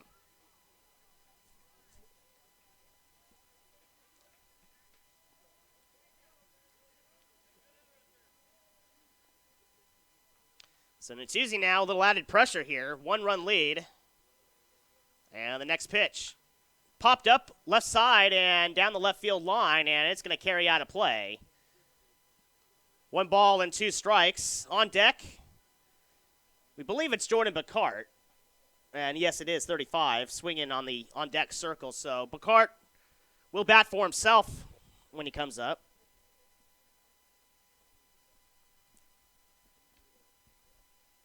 So 1-2.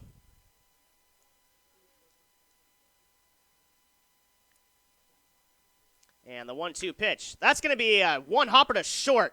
Nice play over there by Bradley. Makes the throw to first in time for the first out. That was a tough hop that he really had to look in and field cleanly in order to prevent the tying run from coming in. That was not an easy play at all, and he was able to make it. So a 6-3. But Maxwell Bradley keeps the runner at third at the very least, and that'll bring up Jordan Bacart.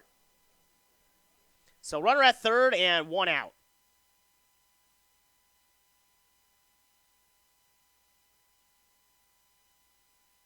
So Bacart up. Bacart is 1 for 3. And he was thrown out trying to stretch a single into a double. Next pitch is outside, ball 1-0. We had that in 2 consecutive innings, and if each of those players had settled for singles, we very well might already have a tie ball game.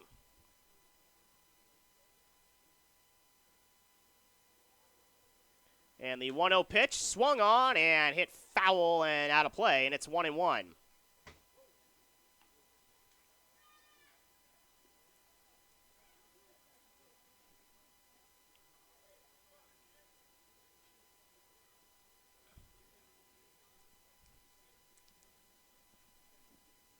So 1-1. Next pitch swung on and fouled back, and it's 1-2.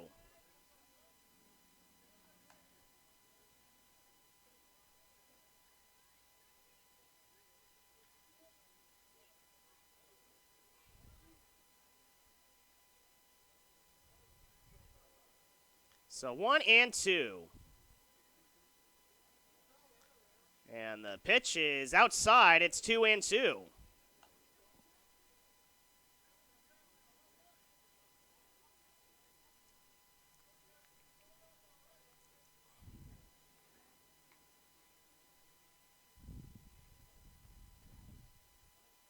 And the 2-2 pitch swung on and hit foul, and it's going to carry out of play. 2-2.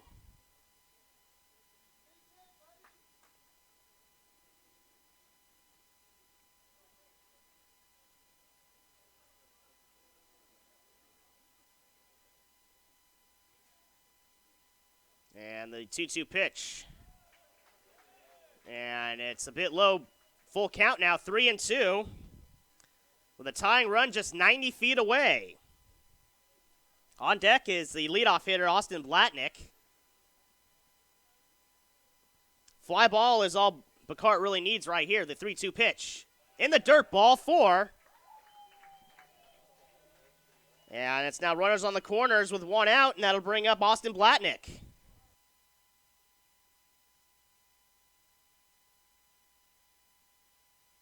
Blatnick is 1 for 3, doubled, scored a run, flew out to center, popped out to second, walked and scored a run. So 1 for 3, 2 runs scored, and we're going to get a new pitcher. So we'll tell you who he is right after this.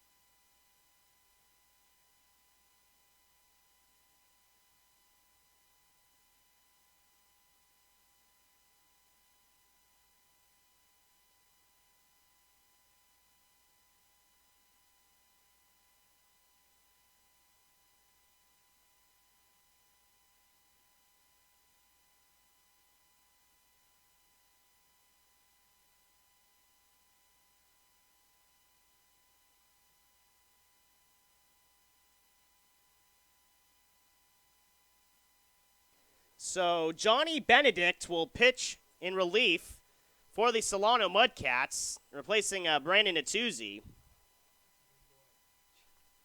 And the first pitch is in there for a strike. Going on the pitch, and he's going to steal second without a throw is Jordan Bacart. So runners on second and third now on the stolen base by Bacart.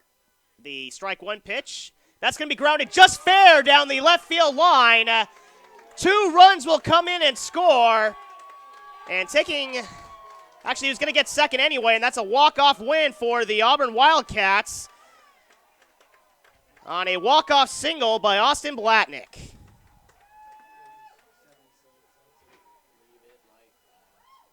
So a walk-off 2 RBI single by Austin Blatnick puts the Wildcats to 2-0 on the tournament.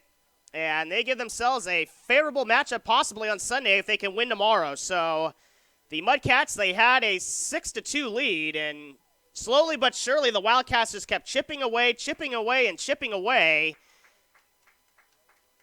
as able to get a run.